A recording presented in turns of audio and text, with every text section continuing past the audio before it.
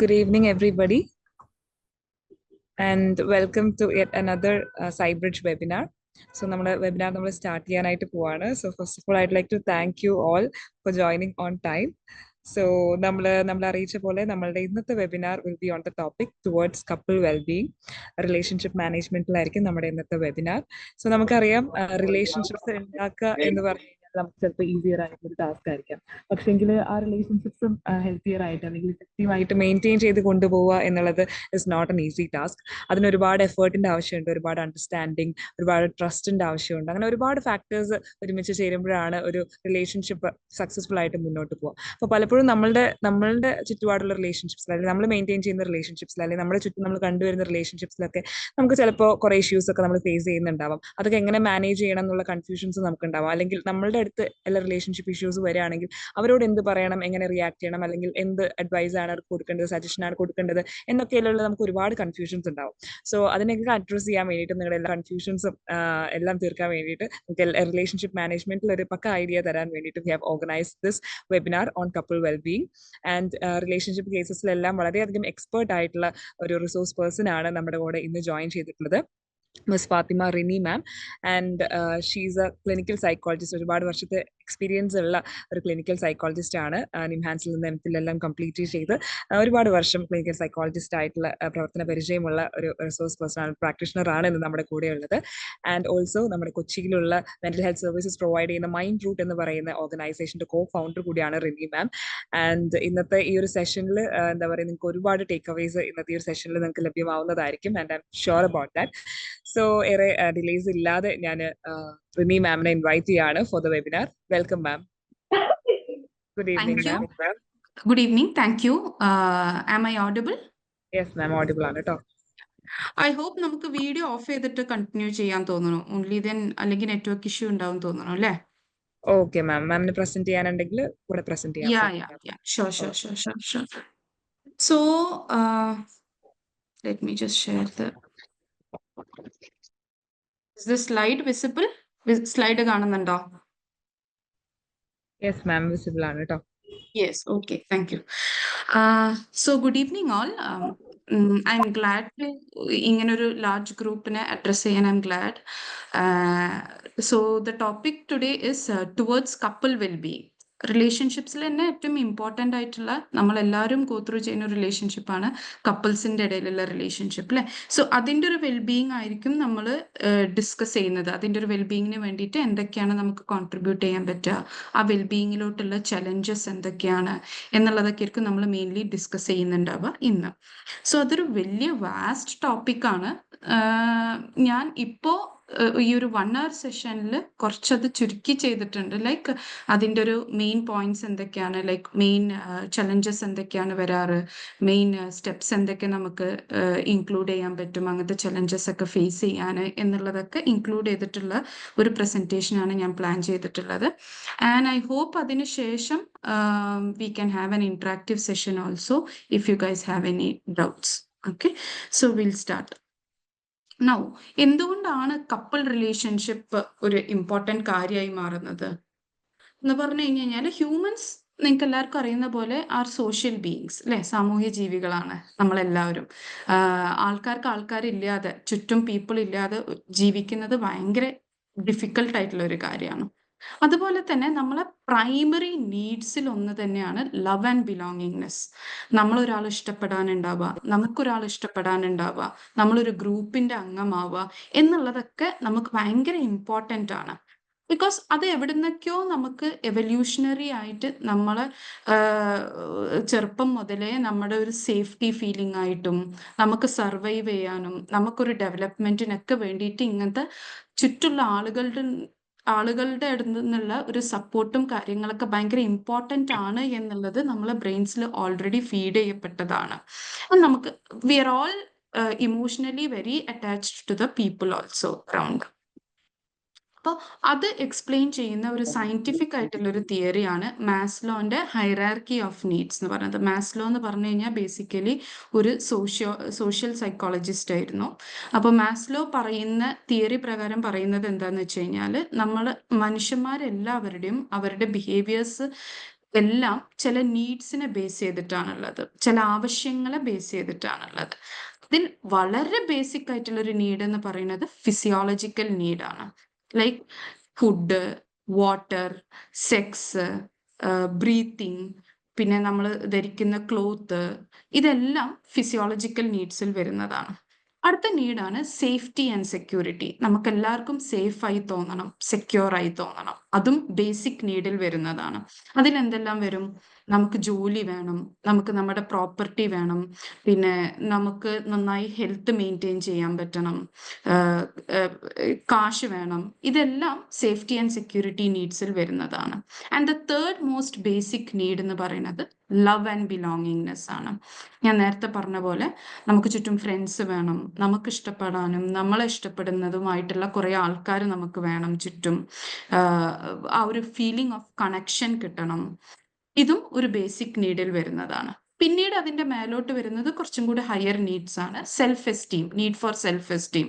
ഒരു confidence feel ചെയ്യണം, എന്തൊക്കെയോ അച്ചീവ് ചെയ്ത് എന്നുള്ളൊരു ഫീലിംഗ് നമുക്ക് എപ്പോഴും വേണം. അച്ചീവ് ചെയ്തില്ല എന്നുള്ളൊരു ഫീലിംഗ് ഉണ്ടാവുമ്പോൾ അതൊക്കെ നമ്മളെ ലൈഫിനെ ബാധിക്കുന്ന കാര്യങ്ങളാണ്. ആൻഡ് അതിലും കുറച്ചും കൂടി ഹയർ നീഡാണ് സെൽഫ് ആക്ച്വലൈസ്ഡ് ആയിട്ടുള്ള ഫീലിംഗ് വേണം എന്നുള്ളത്. നമ്മുടെ എല്ലാ സ്കിൽസും നമ്മൾ യൂട്ടിലൈസ് ചെയ്തിട്ടുണ്ട് എന്നുള്ളൊരു ഫീലിംഗ് ആണ് സെൽഫ് ആക്ച്വലൈസ്ഡ് ഫീലിംഗ് എന്ന് പറയുന്നത്.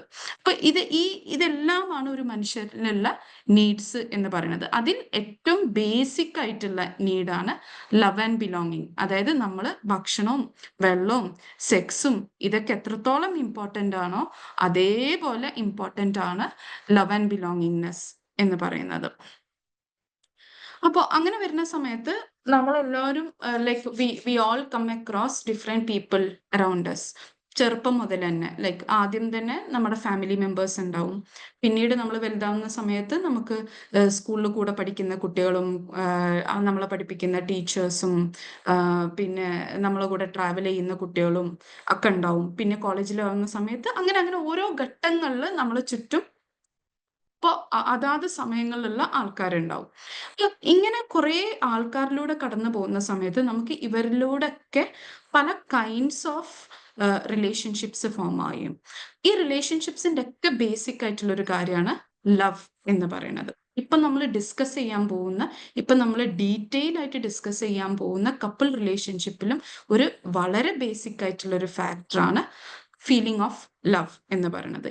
ഈ ലവ് തന്നെ ഇറ്റ്സ് നോട്ട് ലൈക്ക് ഇപ്പോൾ നമ്മൾ നമ്മുടെ മദേഴ്സിൻ്റെ അടുത്തും പറയും ഐ ലവ് യു എന്ന്, ബ്രദറിൻ്റെ അടുത്തും പറയും ഐ ലവ് യു എന്ന്, ഫ്രണ്ട്സിൻ്റെ അടുത്തും പറയും ഐ ലവ് യു എന്ന്. എല്ലാവരുടെ അടുത്തും നമുക്ക് we use the same word love, but ഈ ലവിൻ്റെ അർത്ഥങ്ങൾ പലരിടത്തും ഡിഫറെൻ്റ് ആണ്. ഇങ്ങനെ ഡിഫറെൻറ്റ് ടൈപ്സ് ഓഫ് ലവ് ഉണ്ട് നമ്മുടെ മുമ്പിൽ. നമുക്ക് ആദ്യം ആ ഡിഫറെൻറ്റ് ടൈപ്സ് ഓഫ് ലവ് ഒന്ന് പരിശോധിക്കാം. So that we understand that നമ്മൾ ഇത് പരിശോധിക്കുന്ന സമയത്ത് what you guys can do is, ചെറുപ്പം മുതൽ പല ആൾക്കാരുടെ അടുത്ത് നമുക്ക് എങ്ങനത്തെ റിലേഷൻഷിപ്പ്, ഇപ്പം ഞാൻ പറയാൻ പോകുന്നതിലുള്ള ഏത് കൈൻഡ് ഓഫ് ലവ് ആയിരുന്നു നമുക്ക് ആ ആൾക്കാരുടെ അടുത്തൊക്കെ ഉണ്ടായിരുന്നു എന്നുള്ളത് maybe you guys can work out. അപ്പോൾ the first one is Eros എന്നാണ് നമ്മൾ പറയുക. സെക്ഷൽ പാഷൻ ആണ് അതിൻ്റെ മെയിൻ ആയിട്ടുള്ള ഒരു കൈൻഡ് ഓഫ് എറോട്ടിക് ലവ് എന്നൊക്കെ പറയും. കൂടുതലും ഫിസിക്കൽ കാര്യങ്ങളാണ് അതിലുണ്ടാവുക. ഒരു ലസ്റ്റ് കൈൻഡ് ഓഫ് ഫീലിംഗ് ആണ് കൂടുതലും ഉണ്ടാവുക. അതായത് മനസ്സുകൊണ്ടുള്ള പ്രണയം എന്ന് പറയുന്നതൊന്നുമല്ല ഈ എറോട്ടിക് ലവിൽ ഉണ്ടാവുക. It's more physical. കൂടുതൽ ടച്ചും കൂടുതൽ സെക്സും ഒക്കെ ഒരുപാട് ആഗ്രഹിക്കുന്ന ഒരു കൈൻഡ് ഓഫ് ലവ് ആണ് എറോട്ടിക് ലവ് എന്ന് പറയുന്നത്. അത് അധികം ലാസ്റ്റ് ചെയ്യുന്ന റിലേഷൻഷിപ്പ് ആയിരിക്കില്ല. കൂടിപ്പോയാൽ കുറച്ച് മേ ബി 1 or 2 years ആയിരിക്കും മാക്സിമം ഉണ്ടാവുക. അത് കഴിഞ്ഞ് കഴിഞ്ഞാൽ ആ ആളായിട്ടേ റിലേഷൻഷിപ്പ് ഉണ്ടാവില്ല എന്നുള്ളതല്ല. മേ ബി ആ എറോട്ടിക് ലവിൽ നിന്ന് വേറെ കൈൻഡ് ഓഫ് ലവിലോട്ട് ചിലപ്പം മാറിയെന്ന് വരാം, ഓർ ആ ആളായിട്ടുള്ള റിലേഷൻഷിപ്പ് തന്നെ ഇല്ലാണ്ടായി എന്നും വരാം. രണ്ട് പോസിബിലിറ്റീസും ഉണ്ടാവാറുണ്ട്. സോ ബേസിക്കലി കൂടുതൽ ഫിസിക്കൽ ആയിരിക്കും ഈ കൈൻഡ് ഓഫ് ലവ്. അതേപോലെ തന്നെ അത് ഒരുപാട് ലാസ്റ്റ് ചെയ്യാറില്ല. ആൻഡ് ഓൾസോ ഈ ഒരു കൈൻഡ് ഓഫ് എറോട്ടിക് ലവ് ഉണ്ടാവുന്ന സമയത്ത് ഭയങ്കര ഒബ്സസീവ് ആയിട്ട് ഇയാളെ കൂടെ എപ്പോഴും വേണം, എപ്പോഴും ആളുടെ ഫിസിക്കൽ പ്രസൻസ് വേണം എന്നുള്ളൊരു ഫീലിംഗ് ആണ് ഈ എറോട്ടിക് ലവില് ഉണ്ടാവുക. അധിക സമയങ്ങളിലും മാരേജ് ഒക്കെ കഴിഞ്ഞിട്ടുള്ള ഫസ്റ്റ് സമയങ്ങളിലും ഈ എറോട്ടിക് ലവ് ഒരു മെയിൻ പാർട്ടായിട്ട് വരാറുണ്ട് ഹണിമൂൺ ഫേസിൽ. The next kind of love is philia എന്ന് പറയും, ഒരു deep friendship kind of love. ഈ ലവ് എന്ന് പറയുന്നത് ഇസ് ബേസിക്കലി ബിറ്റ്വീൻ കുറച്ച് ഒരേപോലെയുള്ള ആൾക്കാരുടെ ഇടയിൽ ഉണ്ടാവുന്ന കൈൻഡ് ഓഫ് ലവ് ആണ്. അപ്പൊ മറ്റത് ശരീരം കൊണ്ടുള്ള ലവ് ആണ്, എറോട്ടിക് ലവ് എന്നുണ്ടെന്നുണ്ടെങ്കിൽ ഫീലിയ ഇസ് കുറച്ചും കൂടെ മനസ്സുകൊണ്ടുള്ള ഒരു ലവ് ആണ്. ഈ കൈൻഡ് ഓഫ് ലവില് വല്ലാണ്ട് ഫിസിക്കൽ സെക്ഷൽ റിലേഷൻഷിപ്പിന് വല്ലാണ്ട് എംഫസൈസ് ചെയ്ത് പറയുന്നില്ല. ആൻഡ് ഇത് കൂടുതലും ഇപ്പൊ നമ്മൾ ഏതെങ്കിലും ഒരു ഡിഫിക്കൽട്ട് സിറ്റുവേഷനിലൂടെ ഒരുമിച്ച് കടന്നുപോയ ആൾക്കാരുടെ ഇടയിൽ ഈ കൈൻഡ് ഓഫ് ലവ് കാണാറുണ്ട്. ഇപ്പൊ ലൈക്ക് ഇപ്പോൾ ഒരു ടോക്സിക് എൻവയൺമെന്റിലാണ് ഒരുമിച്ച് വർക്ക് ചെയ്യുന്നുണ്ടെന്നുണ്ടെങ്കിൽ ആ ഒരുമിച്ച് വർക്ക് ചെയ്യുന്ന കൊളീഗ്സിന്റെ ഇടയിൽ ഈ ഫീലിയ കാണാറുണ്ട്. ഓർ ഒരു ഡിഫിക്കൽട്ട് സിറ്റുവേഷനിലൂടെ കടന്നപ്പോൾ ഒരു നാച്ചുറൽ കലാമിറ്റിയിലൂടെ കടന്നുപോയ ഒരേ ജോഗ്രഫിക്കൽ സ്പേസിലുള്ള രണ്ടാൾക്കാർ തമ്മിലും ഈ kind of deep friendship love ഉണ്ടാവാറുണ്ട്. ഓർ അല്ലെങ്കിൽ ഇപ്പോഴത്തെ കാലത്ത് പറയുന്ന രീതിയിൽ ഒരേ വൈബിലുള്ള രണ്ട് ഹോസ്റ്റൽ മേറ്റ്സ് തമ്മിലും ഈ deep kind of friendship love കാണാറുണ്ട്. നെക്സ്റ്റ് കൈൻഡ് ഓഫ് ലവ് എന്ന് പറയുന്നത് ഒരു പ്ലേഫുൾ ലവ് എന്നാണ് നമ്മൾ പറയാ അതിന്. അതിന്റെ സൈഡിൽ കാണുന്ന പേരുകൾ ഗ്രീക്ക് പേരുകളാണ് കേട്ടോ. ലൈക്ക് ഗ്രീക്കിൽ നിന്നാണ് ഈ കൈൻഡ്സ് ഓഫ് ലവ് ഉത്ഭവിച്ചിട്ടുള്ളത്. ഓക്കെ, സോ പ്ലേഫുൾ ലവ് എന്ന് പറയുന്നത് എങ്ങനെയാന്ന് വെച്ച് കഴിഞ്ഞാൽ നമ്മൾ ഒരു എക്സൈറ്റ്മെന്റ് നമ്മുടെ ക്രഷിനെ കാണുമ്പോൾ, ക്രഷ് എന്ന് പറഞ്ഞു കഴിഞ്ഞാൽ നമ്മൾ ആദ്യമായിട്ട് അല്ലെങ്കിൽ നമുക്ക് ഭയങ്കരമായിട്ടുള്ള ഒരു ഇഷ്ടം തോന്നിയ ഇപ്പോൾ ഒരു കോളേജിലൊക്കെ ചേർന്ന് കഴിഞ്ഞിട്ട് നമുക്ക് അങ്ങനെ ആളെ കുറിച്ച് അധികം ഒന്നും അറിയുന്നുണ്ടാവില്ല, ആളുടെ മെന്റാലിറ്റിനെ കുറിച്ച് അധികം അറിയുന്നുണ്ടാവില്ല, പേഴ്സണാലിറ്റിനെ കുറിച്ച് അധികം അറിയുന്നുണ്ടാവില്ല. ബട്ട് സിംപ്ലി ആളെ കണ്ട ഉടനെ നമുക്ക് ഭയങ്കര ഇഷ്ടമായി. ആ ഒരു ഇഷ്ടം കൊണ്ട്, ആ ഒരു എക്സൈറ്റ്മെന്റ് കൊണ്ട് നമ്മുടെ മനസ്സിലുണ്ടാവുന്ന ഫീലിങ്സിനെയാണ് നമ്മൾ പ്ലേഫുൾ ലവ് എന്ന് പറയുന്നത്. അപ്പൊ ആ ഒരു സമയത്ത് നമ്മൾ ഭയങ്കര ക്രേസി ആയിട്ടുള്ള കാര്യങ്ങളൊക്കെ ചില ആൾക്കാരൊക്കെ ചെയ്യും. അതിൽ നമുക്ക് ലോജിക് ഒന്നും ചിലപ്പോൾ കാണാൻ പറ്റില്ല, ഭയങ്കര ക്രേസി ആയിട്ടുള്ള കാര്യങ്ങളൊക്കെ ചെയ്യും. ഇപ്പോൾ ആ ക്രഷിന്റെ ബർത്ത്ഡേ ആയി കഴിഞ്ഞാൽ എന്തും ചെയ്തു കൊടുക്കുക ആൾക്ക് വേണ്ടിയിട്ട്. ഇപ്പൊ ഇതിപ്പോ ക്രഷ് എന്നുള്ള പേര് ഞാൻ യൂസ് ചെയ്യുന്നു എന്നുള്ളൂ കേട്ടോ. ഈ കൈൻഡ് ഓഫ് പ്ലേഫുൾ ലവ് ഒരുപാട് എക്സ്ട്രാ മാരിറ്റൽ അഫയേഴ്സിലും ഈ കൈൻഡ് ഓഫ് പ്ലേഫുൾ ലവ് വരാറുണ്ട്, വിവാഹേതര ബന്ധങ്ങളിലും ഈ പ്ലേഫുൾ ലവ് വരാറുണ്ട്. അങ്ങനെ ഒരു അമിതമായിട്ടുള്ളൊരു ഭ്രമം ഒരാളടുത്ത് തോന്നുന്ന സമയത്ത് നമ്മൾ ചിലപ്പം ഭയങ്കര എക്സ്ട്രീംസിൽ പോയിട്ട് അത് എക്സ്പ്രസ് ചെയ്യാനൊക്കെ നോക്കും. ഇതൊക്കെ ഈ പ്ലേഫുൾ ലെവൽ വരുന്നതാണ്. അത് ഫസ്റ്റ് ഒരാൾ അറിഞ്ഞു വരുമ്പോൾ ഉണ്ടാവുന്ന ഒരു കൈൻഡ് ഓഫ് ലവ് ആണ് പ്ലേഫുൾ ലവ് എന്ന് പറയുന്നത്. അടുത്ത കൈൻഡ് ഓഫ് ലവ് ആണ് എഗേപ്പ്. അതെന്ന് പറയുന്നത് കുറച്ചും കൂടി ഒരു സേക്രഡ് കൈൻഡ് ഓഫ് ലവ് എന്ന് പറയും. അത് ഗ്രീക്ക് മിത്തോളജിയിൽ പറയുന്നത് ദൈവത്തിനും മനുഷ്യന്മാർക്കും ഇടയിലുള്ള കൈൻഡ് ഓഫ് ലവ് പോലെ. അതായത് ദൈവം നമ്മളെല്ലാവരും ഇഷ്ടപ്പെടുന്നത് അൺകണ്ടീഷണൽ ആയിട്ടാണ്, അതേപോലെ നമുക്ക് അൺകണ്ടീഷണൽ ആയിട്ട് എല്ലാവരുടെ തോന്നുന്ന ഒരു ലവിനെയാണ് ലവ് ഫോർ എവ്രി വൺ, എഗേപ്പ് എന്ന് പറയുന്നത് എന്നുള്ളത്. അതിൽ ഒരുപാട് എംപത്തി ഇൻവോൾവ് ചെയ്തിട്ടുണ്ടാവും. മറ്റയാളെ കംപ്ലീറ്റ്ലി മനസ്സിലാക്കി അവരെന്ത് തെറ്റ് ചെയ്താലും അത് ആക്സെപ്റ്റ് ചെയ്ത് അത് ഫർഗീവ് ചെയ്ത് അവരെ വീണ്ടും വിശ്വസിച്ച്, വീണ്ടും അവർ തെറ്റ് ചെയ്ത് കഴിഞ്ഞാൽ വീണ്ടും അവരെ ആക്സെപ്റ്റ് ചെയ്ത് ഫർഗീവ് ചെയ്ത് വിശ്വസിച്ച് പോകുന്ന ഒരു കൈൻഡ് ഓഫ് ലവിനെയാണ് അത്രയും സേക്രഡ് ആയിട്ടുള്ള സ്പിരിച്വൽ കൈൻഡ് ഓഫ് ലവ് അല്ലെങ്കിൽ എഗേപ്പ് എന്നൊക്കെ പറയുന്നത്. അതില് കൂടുതലും വരുന്ന കൈൻഡ് ഓഫ് കോൺസെപ്റ്റ്സ് ആണ്. ഒരുപാട് സാക്രിഫൈസ് ഉണ്ടാവും ആ കൈൻഡ് ഓഫ് ലവില്, ഒരുപാട് ചാരിറ്റി ചെയ്യുന്ന ഒരു പ്രകൃതം ഉണ്ടാവും ആ കൈൻഡ് ഓഫ് ലവില്, ഒരുപാട് മറ്റേയാൾക്ക് വേണ്ടിയിട്ട് എന്തും സാക്രിഫൈസ് ചെയ്യുന്ന, എന്തും തിരിച്ചു കൊടുക്കുന്ന ഒരു കൈൻഡ് ഓഫ് ലവ് ആണ് എഗേപ്പ് എന്ന് പറയുന്നത്. The next kind of love ആണ് നമുക്കൊക്കെ കുറച്ചും കൂടെ ഫെമിലിയർ ആയിട്ടുള്ള, നമ്മൾ ഭയങ്കര ഐഡിയലിസ്റ്റിക് ആയിട്ട് കാണുന്ന ഒരു കൈൻഡ് ഓഫ് ലവ് ആണ് പ്രാഗ്മ, അതായത് ലോങ് സ്റ്റാൻഡിങ് ലവ്. ഇതാണ് കുറച്ചും കൂടെ എൻഡ്യൂർ ചെയ്ത് കുറച്ചും കൂടെ കാലം നമ്മളിൽ നിലനിൽക്കുന്ന, നമ്മൾ കമ്മിറ്റഡ് ലവ് എന്നൊക്കെ പറയുന്ന പോലെ, വി ആർ കമ്മിറ്റഡ് എന്നൊക്കെ പറയൂല, നമ്മൾ കമ്മിറ്റഡ് ആണ് അതിനോട്ട്. അപ്പോൾ ഒരുപാട് കാലം നിലനിൽക്കുന്ന മാരേജ്, നമ്മളെ കൾച്ചറിലൊക്കെ ആണെന്നുണ്ടെങ്കിൽ മാരേജ് ഒക്കെ കഴിഞ്ഞിട്ടും ഒരുപാട് കാലം മാരീഡ് ആയിട്ട് നിൽക്കുന്ന കപ്പിൾസിലൊക്കെ കാണുന്ന ഒരു കൈൻഡ് ഓഫ് ലവ് ആണ് ലോങ് സ്റ്റാൻഡിങ് ലവ് അല്ലെങ്കിൽ പ്രാഗ്മ എന്ന് പറയുന്നത്. അത് പതുക്കെ പതുക്കെ മെച്ചുവേർഡ് ആയി വരുന്ന ഒരു കൈൻഡ് ഓഫ് റിലേഷൻഷിപ്പാണ്. മുമ്പ് ഒരുപാട് തെറ്റുകളിൽ നിന്ന്, ഒരുപാട് കോൺഫ്ലിക്ട്സ് ഒക്കെ ഉണ്ടായിൽ നിന്ന് ഒരു പാർട്ട്ണർ മറ്റേ പാർട്ട്ണറെ മനസ്സിലാക്കി ആക്സെപ്റ്റ് ചെയ്ത് പതുക്കെ പതുക്കെ മെച്ചുവേർഡ് ആയിട്ട് വരുന്ന ഒരു കൈൻഡ് ഓഫ് റിലേഷൻഷിപ്പാണ് പ്രാഗ്മ, ലോങ് സ്റ്റാൻഡിങ് ലവ് എന്ന് പറയുന്നത്.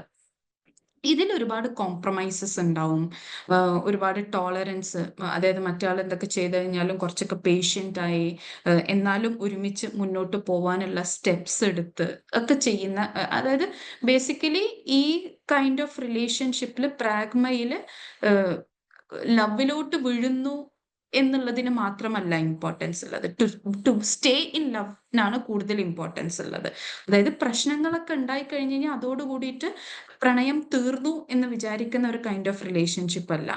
പ്രശ്നങ്ങൾ ഉണ്ട് എന്നുണ്ടെങ്കിലും ആ പ്രശ്നങ്ങൾ സോൾവ് ചെയ്തിട്ട് വീണ്ടും നമുക്ക് എങ്ങനെയാണ് ഈ ഒരു റിലേഷൻഷിപ്പിൽ നിലനിൽക്കുക എന്നുള്ളത് ചിന്തിക്കുന്ന ഒരു കൈൻഡ് ഓഫ് റിലേഷൻഷിപ്പാണ് പ്രാഗ്മ എന്ന് പറയുന്നത്. അടുത്തതാണ് ഫിലോഷിയ എന്ന് പറയും, ലവ് ഫോർ ദ സെൽഫ് എന്നുള്ളതാണ്. ഇത് കുറച്ചും കൂടെ നമ്മളെല്ലാവരും മനസ്സിലാക്കേണ്ട ഒരു കൈൻഡ് ഓഫ്, നമ്മളെല്ലാവരും മനസ്സിലാക്കേണ്ട ഒരു കൈൻഡ് ഓഫ് റിലേഷൻഷിപ്പാണ്, ഒരു കൈൻഡ് ഓഫ് ലവ് ആണ്. ഈ ഒരു കോൺസെപ്റ്റിൽ ഫിലോഷിയയിൽ പറയുന്നത് എന്താന്ന് വെച്ച് കഴിഞ്ഞാൽ, ത്രൂ സെൽഫ് ലവ്, ഞാൻ എന്നെ ഇഷ്ടപ്പെടുന്നതിലൂടെയാണ് എനിക്ക് എൻ്റെ പാർട്ട്ണറിനെ ഇഷ്ടപ്പെടാൻ കഴിയുക. അപ്പോഴാണ് ഒരു ട്രൂ ലവ് വരുന്നത്. എനിക്ക് എന്നെ ഇഷ്ടപ്പെടാൻ കഴിഞ്ഞില്ലെങ്കിൽ എനിക്ക് എൻ്റെ പാർട്ട്ണറിനും അതേ രീതിയിൽ ഇഷ്ടപ്പെടാൻ കഴിഞ്ഞു എന്ന് വരില്ല എന്നുള്ളതാണ്. ഇപ്പോൾ നമ്മൾ ഭയങ്കര പ്രണയം കൂടി നിൽക്കുന്ന സമയത്തും, അല്ലെങ്കിൽ നമ്മൾ ഭയങ്കര എന്താ പറയുക, ഫിക്റ്റീഷ്യസ് ആയിട്ടും ഭയങ്കര ഫാൻറ്റസിയിലൊക്കെ നമ്മൾ പറയാറുണ്ട്, എനിക്ക് എന്നെക്കാളും ഇഷ്ടമാണ് നിന്നെ, എന്നെക്കാളും ഞാൻ നിന്നെ കൺസിഡർ ചെയ്യാറുണ്ട് എന്നൊക്കെ നമ്മൾ പാർട്ട്നേഴ്സിൻ്റെ അടുത്ത് പറയാറുണ്ട്. അത് ഫിക്റ്റീഷ്യസ് ആയിട്ടോ അല്ലെങ്കിൽ അതൊരു ഫാൻറ്റസിയിലേ പറയാനും പറ്റത്തുള്ളൂ. ആ ഒരു പ്രയോഗം തന്നെ അതൊരു പ്രാക്ടിക്കൽ ആയിട്ടുള്ള ഒരു കാര്യമല്ല. അങ്ങനെ നമുക്ക് ചെയ്യാൻ പറ്റില്ല. അങ്ങനെ ചെയ്താൽ തന്നെ, ഞാൻ എന്നെക്കാളും എൻ്റെ പാർട്ട്ണറിന് ഇഷ്ടപ്പെട്ടാൽ തന്നെ ആ കപ്പിൾ റിലേഷൻഷിപ്പിൽ എന്തെങ്കിലും പ്രശ്നങ്ങളോ കാര്യങ്ങളോ ഒക്കെ വരാനിരിക്കുകയാണ്. ഞാൻ എന്നെ ഇഷ്ടപ്പെട്ടിട്ട് വേണം ഞാൻ എൻ്റെ പാർട്ട്ണറിന് ഇഷ്ടപ്പെടാൻ. ഇപ്പൊ ഞാൻ എൻ്റെ പാർട്ട്ണറിന് വേണ്ടി എന്തെങ്കിലും കാര്യങ്ങൾ ചെയ്തു കൊടുക്കുന്നുണ്ട് എന്നുണ്ടെങ്കിൽ തന്നെ അത് എൻ്റെ പാർട്ട്ണറിന് സന്തോഷമാവാനോ പാർട്ട്ണറിന് എന്നെ കൂടുതൽ ഇഷ്ടമാവാനോ എന്നുള്ളത് ലക്ഷ്യം വെച്ചിട്ടായിരിക്കരുത് ഞാൻ ചെയ്തു കൊടുക്കേണ്ടത്. ഞാൻ ചെയ്തു കൊടുക്കേണ്ടത് എൻ്റെ ലൈഫിലെ ഒരു ഇമ്പോർട്ടൻറ്റ് ഭാഗമാണ് ഞാനും പാർട്ട്ണറും തമ്മിലുള്ള റിലേഷൻഷിപ്പ്. അപ്പൊ അതിലോട്ട് കോൺട്രിബ്യൂട്ട് ചെയ്യുന്നത് ഞാൻ എന്നെ സ്നേഹിക്കുന്നതിൻ്റെ ഭാഗമാണ് എന്ന് വിചാരിച്ചിട്ട് ചെയ്തു കൊടുക്കുമ്പോഴാണ് ആ റിലേഷൻഷിപ്പ് കുറച്ചും കൂടെ സ്മൂത്ത് ആവുന്നത്. അല്ല എന്നുണ്ടെങ്കിൽ നമുക്ക് ഇങ്ങനത്തെ കൈൻഡ് ഓഫ് കംപ്ലൈൻറ്റ്സ് ഒക്കെ വരും. എങ്ങനത്തെ കംപ്ലൈൻറ്റ്സ്? ഇപ്പോൾ ഞാനിതൊക്കെ ചെയ്തു കൊടുത്തിട്ടും പാർട്ട്ണർ എനിക്കിതൊന്നും ചെയ്തു തരുന്നില്ല, ഞാനിതൊക്കെ ചെയ്തു കൊടുത്തിട്ടും പാർട്ട്ണർ എന്നെ അങ്ങനെ കൺസിഡർ ചെയ്യുന്നില്ല. ഇങ്ങനത്തെ പല കൈൻഡ് ഓഫ് കംപ്ലൈൻറ്റ്സ് നമുക്ക് വരാറുണ്ട്. അതെപ്പോഴും വരുന്നത് എങ്ങനെയാവുമ്പോഴാണ്? നമുക്ക് മീതെ പാർട്ട്ണറിനെ വെച്ച് കാണുമ്പോഴാണ്. അങ്ങനെയല്ല നമ്മൾ ചെയ്യേണ്ടത്. നമ്മളെ ലവ് ചെയ്ത് കഴിഞ്ഞിട്ടാണ് പാർട്ട്ണറെ കാണുക. ആ ഒരു കോൺസെപ്റ്റ് ഗ്രീക്ക് തിയറീസ് പറയുന്ന ഒരു കോൺസെപ്റ്റാണ് ഫിലോഷിയ എന്ന് പറയുന്നത്. The next kind of love എന്ന് പറയുന്നത് ഒരു കൈൻഡ് ഓഫ് ഫാമിലി ലവ് എന്ന് പറഞ്ഞു കഴിഞ്ഞാൽ നമുക്കൊരു ഒരു സേഫ്റ്റി, സെക്യൂരിറ്റി, ഒരു സപ്പോർട്ടൊക്കെ ഫീൽ ചെയ്യിപ്പിക്കുന്ന കൈൻഡ് ഓഫ് ലവ് ആണ് ഫാമിലി ലവ് എന്ന് പറയുന്നത്. അതായത് ഈ ഫാമിലി ലവ് അതിപ്പോൾ എങ്ങനെയാന്ന് വെച്ച് കഴിഞ്ഞാൽ, ഒരുപാട് കാലം പഴയ ചില ഫ്രണ്ട്സിനായിട്ടൊക്കെ നമുക്ക് ഫാമിലി ലവ് ഉണ്ടാവും. കാരണം നമ്മൾ ഒരേ കൈൻഡ് ഓഫ് മെമ്മറീസ് ഷെയർ ചെയ്യുന്നവരായിരിക്കും, ഒരേ കൈൻഡ് ഓഫ് എക്സ്പീരിയൻസസ് ഒരുപാട് എക്സ്പീരിയൻസ് ചെയ്തിരുന്നവരായിരിക്കാം ഫാമിലി ലവ് മെയിൻറ്റെയിൻ ചെയ്യുന്നവർ. അതേപോലെ തന്നെ നമ്മളെ ഫാമിലി മെമ്പേഴ്സ്, നമ്മളെ ഫാദേഴ്സ്, മദേഴ്സ്, ഇവരൊക്കെ ആയിട്ട് ഫാമിലി ലവ് മെയിൻറ്റെയിൻ ചെയ്യുന്നുണ്ടാവും. The next kind of last kind of love ആണ് ഒബ്സസീവ് കൈൻഡ് ഓഫ് ലവ്. അതിന് ഗ്രീക്ക് തിയറീസിൽ പറയണ മേനിയ എന്നാണ്. അതിന് നമ്മൾ ഒബ്സസീവ് ലവ് എന്ന് പറയും. ഒബ്സസീവ് ലവ് എന്ന് പറഞ്ഞാൽ ഒരു ഭ്രാന്തമായിട്ടുള്ള ലവ് എന്നൊക്കെ പറയൂലേ, ലൈക്ക് മറ്റേയാൾ ഇല്ലാതെ എനിക്ക് പറ്റില്ല, എൻ്റെ സന്തോഷം കംപ്ലീറ്റ്ലി ഡിപ്പെൻഡ് ചെയ്യുന്നത് മറ്റേയാളിലാണ്, ഞാൻ കംപ്ലീറ്റ്ലി മറ്റേയാളെയാണ് ഡിപ്പെൻഡ് ചെയ്യുന്നത്, മറ്റേ പാർട്ട്ണറെയാണ് ഡിപ്പെൻഡ് ചെയ്യുന്നത് എന്നൊരു അവസ്ഥേനെയാണ് നമ്മൾ ഒബ്സസീവ് ലവ് എന്ന് പറയുന്നത്. അപ്പോൾ നമ്മൾ പലപ്പോഴും അത് അതിനെ നമ്മൾ ഇപ്പോഴത്തെ ഒരു ടെർമിനോളജിയിൽ നമ്മൾ ടോക്സിക് റിലേഷൻഷിപ്പ് എന്നൊക്കെ പറയാറുണ്ട്. അതായത് ഒരു പാർട്ട്ണർ അവരുടെ കുറച്ച് ആവശ്യങ്ങൾക്ക് ചിലപ്പോൾ മേ ബി പാർട്ട്ണർ പാർട്ട്ണർ വല്ല ട്രിപ്പിനോ അല്ലെങ്കിൽ കോളേജ് ടൂറിനോ ഓഫീസ് ടൂറിനൊക്കെ പോയ സമയത്ത് ഇവിടെ ഈ പാർട്ട്ണർ ഭയങ്കര സാഡ് ആയിട്ടിരിക്കും. പാർട്ട്ണർ വിളിച്ച് ശല്യപ്പെടുത്തിക്കൊണ്ടിരിക്കും. അല്ലെങ്കിലും എനിക്ക് സുഖമില്ലാത്തപ്പോൾ നിനക്ക് പോകേണ്ട ആവശ്യം ഉണ്ടായിരുന്നോ, ആക്കേണ്ട ആവശ്യം ഉണ്ടായിരുന്നോ, you must have been here. ഇങ്ങനത്തെ കൈൻഡ് ഓഫ് ശല്യപ്പെടുത്തലുകളും കാര്യങ്ങളൊക്കെ ഈ ഒരു റിലേഷൻഷിപ്പിൽ ഉണ്ടാവും, ഈ ഒരു ഒബ്സസീവ് കൈൻഡ് ഓഫ് റിലേഷൻഷിപ്പിൽ. അപ്പൊ ബേസിക്കലി എൻ്റെ ഹാപ്പിനെസ് കംപ്ലീറ്റ്ലി മറ്റേ പാർട്ട്ണറുടെ റെസ്പോൺസിബിലിറ്റി ആണ് എന്ന് കരുതുന്ന ഒരു കൈൻഡ് ഓഫ് ലവിനെയാണ് ഒബ്സസീവ് ലവ് എന്ന് പറയുന്നത്. കപ്പിൾ റിലേഷൻഷിപ്പിൽ ഇതിൽ ഏത് കൈൻഡ് ഓഫ് ലവ് ആണ് ഉണ്ടാവാറെന്ന് വെച്ച് കഴിഞ്ഞാൽ ഇതിൽ പല കൈൻഡ് ഓഫ് ലവും ഈ കപ്പിൾ റിലേഷൻഷിപ്പിൽ ഉണ്ടാവാറുണ്ട്. ഇനി ഒരു ഐഡിയലിസ്റ്റിക് കപ്പിളിൽ ഇതിൽ ഏത് റിലേഷൻഷിപ്പാണ് ഉണ്ടാവേണ്ടതെന്ന് ചോദിച്ചു കഴിഞ്ഞു കഴിഞ്ഞാൽ ഇതിൻ്റെ ഒരു മിക്സ്ചർ ആണ്. അതായത് ഇതിൻ്റെ ഈ എല്ലാ കൈൻഡ് ഓഫ് ലവിൻ്റെയും ഒരു മിക്സ്ചർ ആണ് ഒരു കപ്പിളിൽ ഐഡിയൽ ആയിട്ട് കാണേണ്ടത് എന്നാണ് റിസർച്ചേഴ്സ് പറയുന്നത്. Not concentrating on any one thing. അപ്പൊ ഞാൻ നേരത്തെ പറഞ്ഞ പോലെ പ്രാഗ്മ, ഈ ലോങ് സ്റ്റാൻഡിങ് ലവ് എന്ന് പറയുന്നത് ആണ് ഐഡിയൽ എന്ന് പറയാൻ പറ്റില്ല. അതിൽ കുറച്ചൊക്കെ ഒരു പ്ലേഫുൾനെസ് വേണം, കുറച്ചൊക്കെ ഈ എറോട്ടിക് ഫീലിംഗ് വേണം, കുറച്ചൊക്കെ ഈ ഒരു deep friendship kind of thing വേണം. അപ്പൊ ഇതെല്ലാം കൂടിയിട്ടുള്ള ഒരു കൈൻഡ് ഓഫ് റിലേഷൻഷിപ്പാണ് ഒരു കപ്പിൾ റിലേഷൻഷിപ്പിൽ വേണ്ടത്. പക്ഷെ അത് എല്ലാ കപ്പിൾസിന്റെ ഇടയിലും അങ്ങനത്തെ കംപ്ലീറ്റ് ഈ എല്ലാ കൈൻഡ് ഓഫ് ലവും കാണപ്പെട്ടു എന്ന് വരില്ല. അത് അത് അങ്ങനെ എന്തായാലും വേണം എന്നുള്ളതും നമുക്ക് നിർബന്ധം പിടിക്കാൻ പറ്റില്ല. അങ്ങനത്തെ അവസരങ്ങളിൽ വി വിൽ ഹാവ് ടു, ഇപ്പോൾ ചിലപ്പം അതിൽ ഇറ്റ് വുഡ് ബി പ്രാഗ്മ, ഒരു കംപ്ലീറ്റ്ലി കമ്മിറ്റഡ് റിലേഷൻഷിപ്പ് ഉണ്ടാവും ചിലപ്പം രണ്ട് കപ്പിൾസിന്റെ ഇടയിൽ. പക്ഷെ ചിലപ്പം ഒരു പ്ലേഫുൾ കൈൻഡ് ഓഫ് റിലേഷൻഷിപ്പ് ഉണ്ടാവില്ല, അല്ലെങ്കിൽ ഡീപ്പ് ഫ്രണ്ട്ഷിപ്പ് അല്ലെങ്കിൽ ഫാമിലി ലവ് ഇതുണ്ടാവില്ല. അപ്പൊ ഈ ഡീപ്പ് ഫ്രണ്ട്ഷിപ്പ് ഫാമിലി ലവിനൊക്കെ വി ക്യാൻ ഡിപ്പെൻഡ് ഓൺ അവർ നമുക്ക് ചുറ്റുമുള്ള, ഇപ്പൊ നമ്മളെ ഫാമിലിനെ ഡിപ്പെൻഡ് ചെയ്യാം, നമ്മളെ കൂടെയുള്ള ഫ്രണ്ട്സിനെ ഡിപ്പെൻഡ് ചെയ്യാം, ഇങ്ങനെയൊക്കെ നമുക്ക് ഡിപ്പെൻഡ് ചെയ്യാവുന്നതാണ്. അതിനുള്ളൊരു സ്പേസും കപ്പിൾസിന്റെ ഇടയിൽ വേണം ഹെൽത്തിലി. അടുത്തത് നമ്മൾ നോക്കേണ്ടത് സ്റ്റേജസ് ഓഫ് കപ്പിൾ റിലേഷൻഷിപ്പ്. ഇപ്പോൾ നിങ്ങൾക്ക് എല്ലാവർക്കും അറിയുന്നുണ്ടാവും, നമ്മൾ നമ്മളെ പാർട്ട്ണറിനെ കണ്ടത് മുതൽ ഇപ്പം വരെ അല്ലെങ്കിൽ ടുവേർഡ്സ് ദ എൻഡ് ലാസ്റ്റ് വരെ ഒരേ രീതിയിലുള്ളവരല്ല. നമ്മളെല്ലാവരും പതുക്കെ ഇവോൾവ് ചെയ്ത് വന്നിട്ടുള്ളവരാണ്. കണ്ടപ്പോൾ നമ്മൾ എങ്ങനെയായിരുന്നു അങ്ങനെ ആയിരിക്കില്ല ഇപ്പൊ ഒരിക്കലും. ഇങ്ങനെ പതുക്കെ നമ്മൾ നമ്മളെ തന്നെ ഗ്രോ ചെയ്ത്, റിലേഷൻഷിപ്പ് ഗ്രോ ചെയ്തു, പേഴ്സണലി ഗ്രോ ചെയ്തു, പതുക്കെ ഇവോൾവ് ചെയ്ത് വന്നിട്ടുള്ളതാണ്. അപ്പൊ അങ്ങനെ നോക്കുന്ന സമയത്ത് നമുക്ക് 5 സ്റ്റേജസിലൂടെയാണ് കപ്പിൾ റിലേഷൻഷിപ്പ് കടന്നു പോകുന്നത്. അതിൽ the first stages honeymoon phase എന്നാണ് നമ്മൾ പറയാം, അല്ലെങ്കിൽ മൂൺ ലാൻഡിങ് ഫേസ് എന്ന് പറയും. ആദ്യത്തെ ഒരു 6 മാസം അതിൽ നിങ്ങൾക്ക് എല്ലാവർക്കും അറിയുന്ന പോലെ തന്നെ വളരെ സ്വീറ്റ് ആയിട്ടുള്ളൊരു സമയമാണ് അത്. വളരെ നമ്മളെല്ലാവരും എപ്പോഴും അതിനെക്കുറിച്ച് ആലോചിക്കുമ്പോൾ ഒരു ചിരിയോട് കൂടിയിട്ട് ആലോചിക്കുന്ന ഒരു ഫേസ് ആണ് ഹണിമൂൺ ഫേസ് എന്ന് പറയുന്നത്.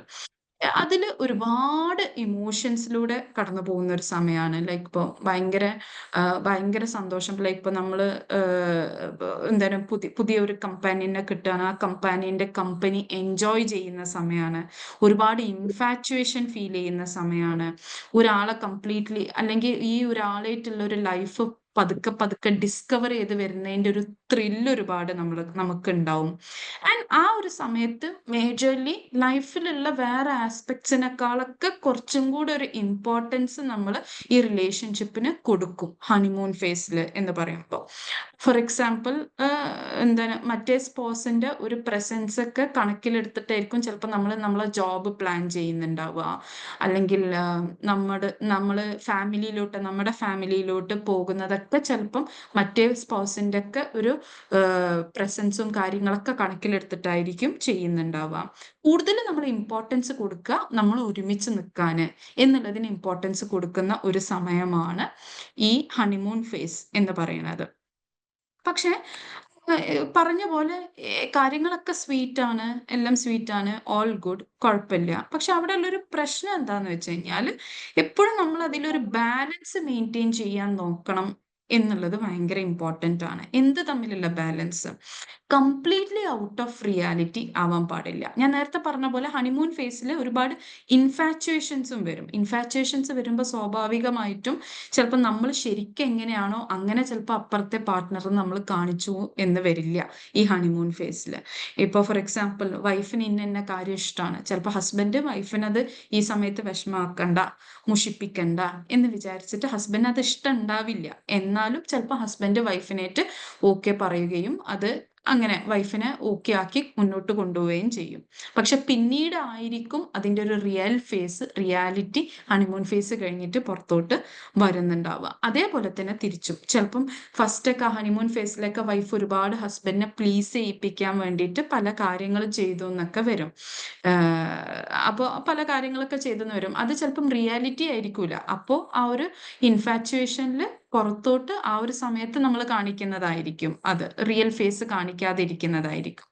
പക്ഷെ അതും എന്താ ഒരു ഒരു ഒരു ഇംബാലൻസ് ഉണ്ടാക്കുകയാണ് ചെയ്യുന്നത്. അപ്പോൾ we should try to keep a balance between ആ ഹണിമൂണിന്റെ ആ ഒരു മാജിക്കും റിയാലിറ്റിയും തമ്മിലൊരു ബാലൻസ് വെക്കാൻ നോക്കണം. എങ്ങനെയാണത് വെക്കാൻ പറ്റുക?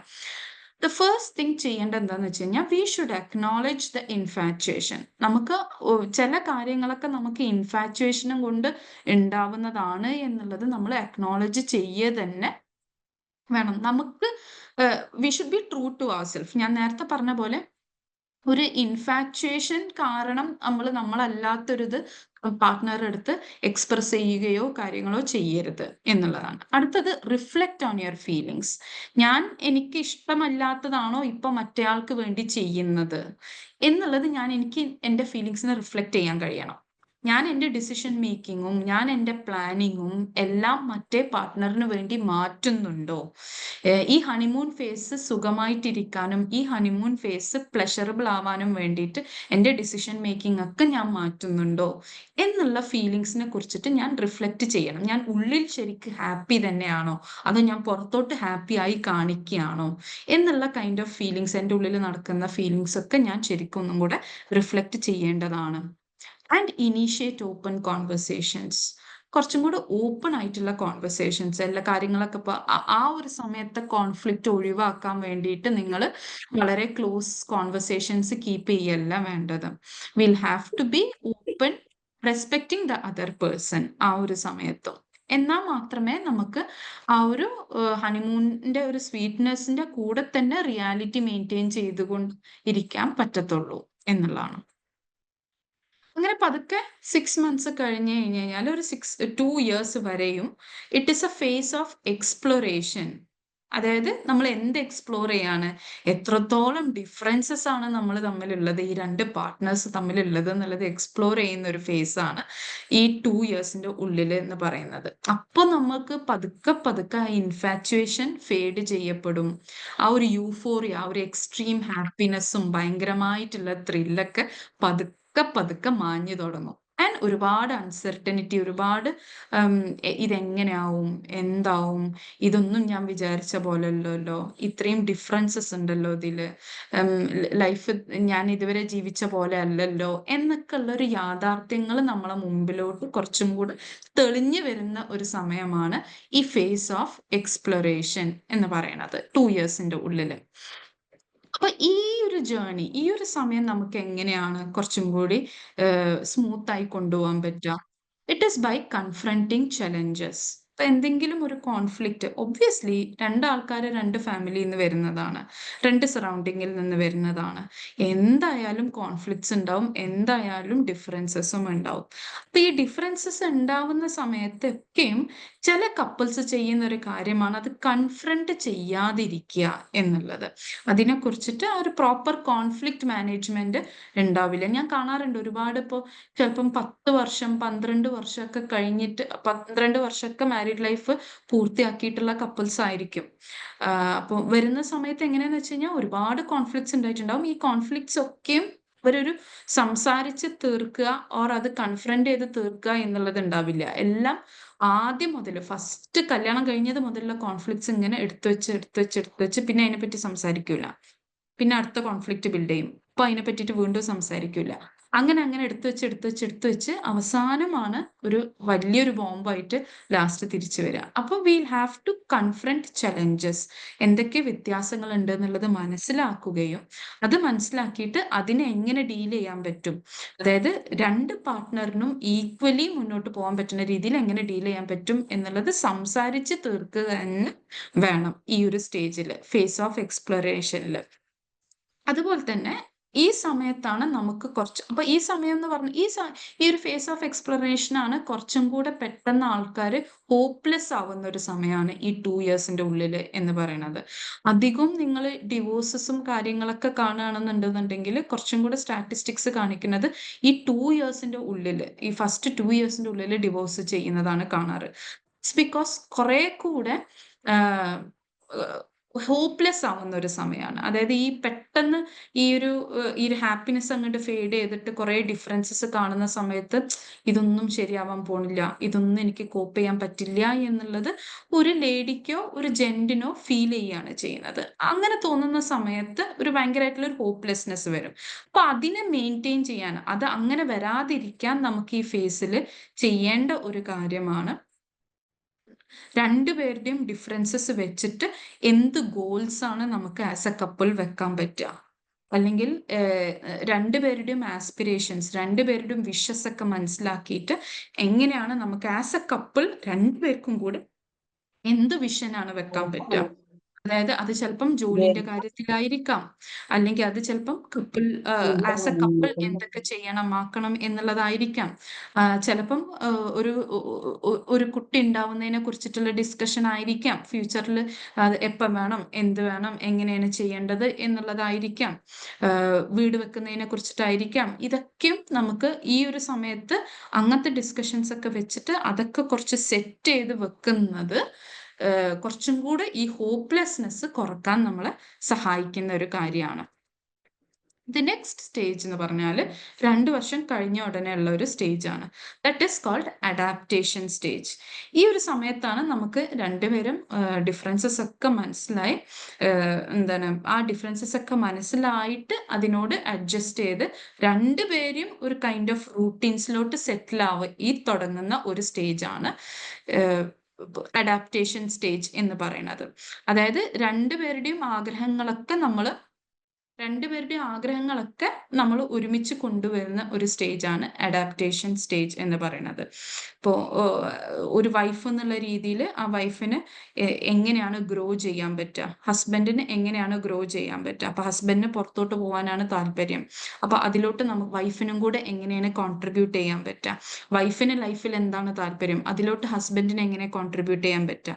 അപ്പോൾ ഒരു കാര്യം നിങ്ങൾ മനസ്സിലാക്കേണ്ടത് എന്താണെന്ന് വെച്ച് കഴിഞ്ഞാൽ, ഒരു നമ്മുടെ കൾച്ചറിൽ എപ്പോഴും പറയുന്നതാണ് വൈഫിന് കെയർ ആണ് വേണ്ടത്, ഹസ്ബൻഡിന് റെസ്പെക്റ്റ് വേണം. അങ്ങനെയല്ല. ഹസ്ബൻഡിന് കിട്ടുന്നതെല്ലതും വൈഫിനും കിട്ടണം, വൈഫിന് കിട്ടുന്നതെല്ലതും ഹസ്ബൻഡിനും കിട്ടണം. ഈക്വലി അങ്ങോട്ടും ഇങ്ങോട്ടും റെസ്പെക്റ്റും വേണം, അങ്ങോട്ടും ഇങ്ങോട്ടും കെയർ വേണം. ഹസ്ബൻഡിന് കെയർ വേണ്ട എന്നുള്ളതല്ല, ഹസ്ബൻഡിനും അങ്ങോട്ട് തിരിച്ച് കെയർ വേണം. അപ്പോൾ അത് രണ്ടും അങ്ങോട്ടും ഇങ്ങോട്ടും കൊടുത്ത് കഴിഞ്ഞ് മനസ്സിലാക്കുന്ന ഒരു സ്റ്റേജ് ആണ് അഡാപ്റ്റേഷൻ സ്റ്റേജ് എന്ന് പറയുന്നത്. ഈ സമയത്ത് നമ്മൾ ഈക്വലി റെസ്പോൺസിബിലിറ്റീസും ഷെയർ ചെയ്യേണ്ടി വരും. ബിക്കോസ് രണ്ടുപേരും പേഴ്സണൽ ഗ്രോത്ത് വേണം എന്നുണ്ടെന്നുണ്ടെങ്കിൽ ചില റെസ്പോൺസിബിലിറ്റീസ് ഒരാൾക്ക് മാത്രം എന്നുള്ള രീതിയിലല്ല ആവേണ്ടത്. ബേസിക്കലി രണ്ടുപേരും വാല്യൂഡ് ആയിട്ട് ഫീൽ ചെയ്യണം. അപ്പോൾ അത് എല്ലാ റിലേഷൻഷിപ്പിലും വേണ്ട ഒരു കാര്യമാണ്. ഇപ്പോൾ എന്നെ മറ്റേയാൾക്ക് വേണം, ഞാൻ എൻ്റെ ഹസ്ബൻഡിന് ഇമ്പോർട്ടൻ്റ് ആണ് എന്നുള്ളൊരു ഫീലിംഗ് എനിക്ക് കിട്ടിയില്ല എന്നുണ്ടെന്നുണ്ടെങ്കിൽ it will be difficult for me to stay in the relationship. അപ്പം ഞാൻ എൻ്റെ ഹസ്ബൻഡിന് ഇമ്പോർട്ടൻ്റ് ആണ് എന്നുള്ളത് എനിക്ക് ഫീൽ ചെയ്യണം എന്നുണ്ടെങ്കിൽ എൻ്റെ പേഴ്സണൽ ഗ്രോത്തിന് എൻ്റെ ഹസ്ബൻഡ് ഇമ്പോർട്ടൻസ് കൊടുക്കുന്നുണ്ട് എന്നുള്ളൊരു തോന്നൽ എനിക്ക് വരണം. അത് ഹസ്ബൻഡ് പ്രകടമാക്കണം. അതേപോലെ തന്നെയാണ് തിരിച്ചും. എനിക്ക് എൻ്റെ ഹസ്ബൻഡ് ഇമ്പോർട്ടൻ്റ് ആണ് എന്നുള്ളത് ഹസ്ബൻഡിന് ഫീൽ ചെയ്യണം, he is important for me എന്നുള്ളത്. അപ്പോൾ ഞാൻ അത് പ്രകടമാക്കണം. ഞാൻ പല കാര്യങ്ങളും ഹസ്ബൻഡിന് പ്രയോറിറ്റി കൊടുത്ത് ചെയ്യുന്നതായിട്ട് ഹീ ഷുഡ് സീ ദാറ്റ്. ഇത് രണ്ടും അങ്ങോട്ടും ഇങ്ങോട്ടും വരണം. അത് ഡെവലപ്പ് ചെയ്യേണ്ട ഒരു സ്റ്റേജാണ് അഡാപ്റ്റേഷൻ സ്റ്റേജ് എന്ന് പറയുന്നത്. നെക്സ്റ്റ് സ്റ്റേജ് എന്ന് പറയുന്നത് ഒരു കമ്മിറ്റ്മെന്റ് ഫേസ് ആണ്. ഇതിലാണ് രണ്ടുപേരുടെ കാര്യങ്ങൾ ഫ്ലോസും കാര്യങ്ങളൊക്കെ മനസ്സിലാക്കി കുറച്ചും കൂടി കംഫർട്ടബിൾ ആവുന്ന സ്റ്റേജ് ആണ് ബിയോണ്ട് 2 years. 2 yearsഉം കഴിഞ്ഞ് ഒരുപാട് കഴിഞ്ഞിട്ടുള്ള ഒരു സമയം, ഒരു 3 to 4 years ഒക്കെ ആവുന്ന സമയത്താണ് രണ്ടുപേരും കപ്പിൾസിലുള്ള രണ്ടുപേരും ഭയങ്കരമായിട്ട് കംഫർട്ടബിൾ ആവുന്ന സ്റ്റേജ്. പക്ഷെ ഇതിലൊരു ഡേഞ്ചർ ഉള്ളത് എന്താന്ന് വെച്ച് കഴിഞ്ഞാൽ ഈ കംഫർട്ടബിൾ ആവുന്ന സമയത്ത് ചിലപ്പോൾ പല കാര്യങ്ങൾ അങ്ങ് ഇല്ലാണ്ടായി എന്ന് വരും. അതായത് പല കാര്യങ്ങൾ ഇല്ലാണ്ടായി എന്ന് പറഞ്ഞു കഴിഞ്ഞാൽ ഇപ്പോൾ ഓക്കെ ഫ്ലോസ് ഒക്കെ മനസ്സിലായി, പക്ഷെ ഈ ഫ്ലോസ് മറ്റാളെ ബുദ്ധിമുട്ടിക്കുന്നുണ്ടോ എന്നുള്ളത് ചിലപ്പോൾ അപ്പുറത്തെ ആള് ചിലപ്പോൾ മറന്നു എന്ന് വരും. അതേപോലെ തന്നെ ഈ സെക്ഷൽ റിലേഷൻഷിപ്പ് പലപ്പോഴും തീരെ ഇല്ലാണ്ടാവുന്ന ഒരു സ്റ്റേജും കൂടെ ആവാറുണ്ട് ഈ കമ്മിറ്റ്മെന്റ് ഫേസ് നമ്മൾ ക്ലയൻസിനെ കാണുന്ന സമയത്ത്. അതിന് പ്രത്യേകിച്ച് കാരണമൊന്നും ഉണ്ടാവില്ല. പതുക്കെ പതുക്കെ രണ്ടുപേരും അങ്ങനെ വളരെ കംഫർട്ടബിൾ ആയപ്പോൾ ആ സെക്ഷൽ റിലേഷൻഷിപ്പിന്റെ ഒരു നീഡ് ചിലപ്പം ഫീൽ ചെയ്തൊന്നും വരൂല. അത് ചിലപ്പോൾ രണ്ടുപേർക്കും ഫീൽ ചെയ്തില്ല എന്നുണ്ടെങ്കിൽ ദാറ്റ്സ് വെൽ ആൻഡ് ഓക്കെ. വൈഫിനും ഹസ്ബൻഡിനും ഫീൽ ചെയ്തില്ല എന്നുണ്ടെങ്കിൽ. പക്ഷെ ചില ക്ലയൻസ് വരാറുണ്ട്, വൈഫിന് അത് വേണം, ഹസ്ബൻഡിന് ഇപ്പൊ അങ്ങനെ തോന്നുന്നില്ല, അത് ഹസ്ബൻഡിനായിട്ട് ഫീൽ ചെയ്യുന്നില്ല അങ്ങനെ ഒരു സെക്ഷൽ ഡിസയർ. അങ്ങനത്തെ ഒരു സ്റ്റേജ് വരാറുണ്ട്. അപ്പോ അപ്പൊ അങ്ങനെ ഒരു ഒരു ഒരു ഒരു എഫേർട്ട് ഹസ്ബൻഡ് എടുക്കാതെ ആവുന്ന സമയത്ത് വൈഫിന് കുറച്ചും കൂടെ ബുദ്ധിമുട്ട് ഉണ്ടാവാറുണ്ട്. അപ്പോൾ ഈ സ്റ്റേജിൽ വലിയ പ്രശ്നങ്ങൾ ഇല്ലാതെ നമ്മൾ സ്ട്രൈവ് ചെയ്യാൻ വേണ്ടിയിട്ട് എന്താ ചെയ്യാൻ പറ്റുക? സ്റ്റോക്ക് ദ ഫ്ലെയിം, അതായത് ഇടക്കൊക്കെ ഒന്ന് കത്തിച്ചു കൊടുക്കണം. എങ്ങനെ കത്തിച്ചു കൊടുക്കുക? ഇടക്ക് നമ്മൾ, അതായത് നമ്മുടെ റിലേഷൻഷിപ്പ് ലൈവ് ആക്കി വെക്കാനുള്ള കാര്യങ്ങൾ ഇടക്കൊക്കെ ചെയ്യണം. അതായത് ഇടക്കൊക്കെ ഡേറ്റിന് പോകണം. പിള്ളേരുണ്ടോ, പിള്ളേരെ വീട്ടിലാക്കി പോകാൻ പറ്റുന്ന സമയങ്ങളിലൊക്കെ ഹസ്ബൻഡും, അതായത് നമ്മുടെ കുട്ടികൾ നമ്മളെ പാരൻസ് ആയിട്ട് മാത്രമല്ല കാണേണ്ടത്, നമ്മളെ രണ്ട് നല്ല കപ്പിൾസ് ആയിട്ടും കൂടെ കുട്ടികൾ കാണേണ്ടതാണ്. കുട്ടികൾക്ക് അറിയണം നമ്മളിടക്ക് ഡേറ്റ്സിന് പോവും, അങ്ങനെ നമ്മളിടക്ക് ഒറ്റക്ക് പുറത്തോട്ട് പോവും എന്നുള്ളത് കുട്ടികൾക്ക് അറിയണം. അപ്പൊ അങ്ങനത്തെ മൂവി ഡേറ്റോ അല്ലെങ്കിൽ കോഫി ഡേറ്റോ ഇങ്ങനത്തെ ഉള്ള കുറച്ച് ഡേറ്റ്സിന് പോവുക, രണ്ടുപേരും ഒറ്റക്കായിട്ടുള്ള ട്രിപ്സിന് പോവുക. കീപ്പ് ഇറ്റ് ഹാപ്പനിങ്, അതായത് കുറച്ച് ലൈവ് ആക്കണം ആ റിലേഷൻഷിപ്പ്. അത് ഈ കമ്മിറ്റ്മെന്റ് ഫേസിൽ എന്തായാലും നമ്മൾ ചെയ്യേണ്ടതാണ്. ക്വാളിറ്റി ടൈമിൽ ഡിവൈസസ് ഒഴിവാക്കുക എന്നുള്ളതൊക്കെ ഈ കമ്മിറ്റ്മെന്റ് ഫേസിൽ ചെയ്യേണ്ടത്. അല്ലെങ്കിൽ എന്താവും അറിയോ, നമ്മളെ ലൈഫിൽ എന്താണോ വരുന്നത് അതിനനുസരിച്ച് റെസ്പോണ്ട് ചെയ്ത് മാത്രം മുന്നോട്ട് പോകുന്ന ഒരു കൈൻഡ് ഓഫ് ജീവിതമായി മാറും.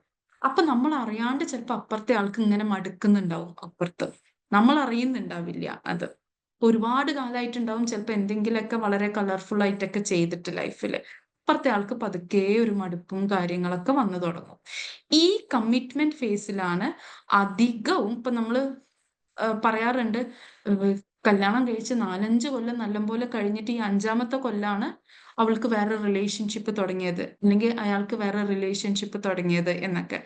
അതായത് ഈ കമ്മിറ്റ്മെന്റ് ഫേസിലാണ് അൺഫോർച്ചുനേറ്റ്ലി ഒരുപാട് എക്സ്ട്രാ മാരിറ്റൽ അഫയേഴ്സ് കൂടുതൽ കാണാറ്. ഇത് ഈ കൂടുതൽ കംഫർട്ടബിൾ ആവണതിന്റെ ഒരു പ്രശ്നം കൊണ്ടാണ്. അപ്പൊ എന്താ, കാര്യമായിട്ടൊന്നും ചെയ്യൂല ഈ റിലേഷൻഷിപ്പ് ഹാപ്പി ആക്കാൻ, കാര്യമായിട്ടൊന്നും ചെയ്യൂല ഈ ടു കീപ്പ് ഇറ്റ് ഹാപ്പനിങ്.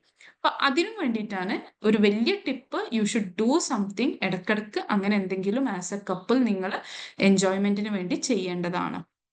അതേപോലെ തന്നെ വളരെ ഇമ്പോർട്ടൻ്റ് ആയിട്ട് നിങ്ങൾ ഓർക്കേണ്ട ഒരു കാര്യമാണ്, ഈ ഒരു സ്റ്റേജിന്റെ ഒരു ബ്യൂട്ടി ഉണ്ടല്ലോ, ഓരോ സ്റ്റേജിനും ഓരോ ബ്യൂട്ടി ഉണ്ട്. ഹണിമൂൺ ഫേസ് ശരിയാണ്, വളരെ ബ്യൂട്ടിഫുൾ ആയിട്ടുള്ള ഒരു ഫേസ് ആണ്, ഭയങ്കര സ്വീറ്റ് ആയിട്ടുള്ള ഒരു ഫേസ് ആണ്, ശരിയാണ്. പക്ഷെ എപ്പോഴും നമ്മൾ ഹണിമൂൺ ഫേസിൽ തന്നെ ആവണം എന്ന് നമുക്ക് നിർബന്ധം പിടിക്കാൻ പറ്റില്ല. അങ്ങനെ ആവത്തുമില്ല, ഒരു കപ്പിളും ആവില്ല. നമ്മൾ ഈ സോഷ്യൽ മീഡിയയിലോ കാര്യങ്ങളിലൊന്നും കാണുന്ന പോലെയല്ല. സോഷ്യൽ മീഡിയയിലൊക്കെ നമ്മളെ ഹാപ്പിനെസ് മാത്രമേ പുറത്തോട്ട് വരുള്ളൂ.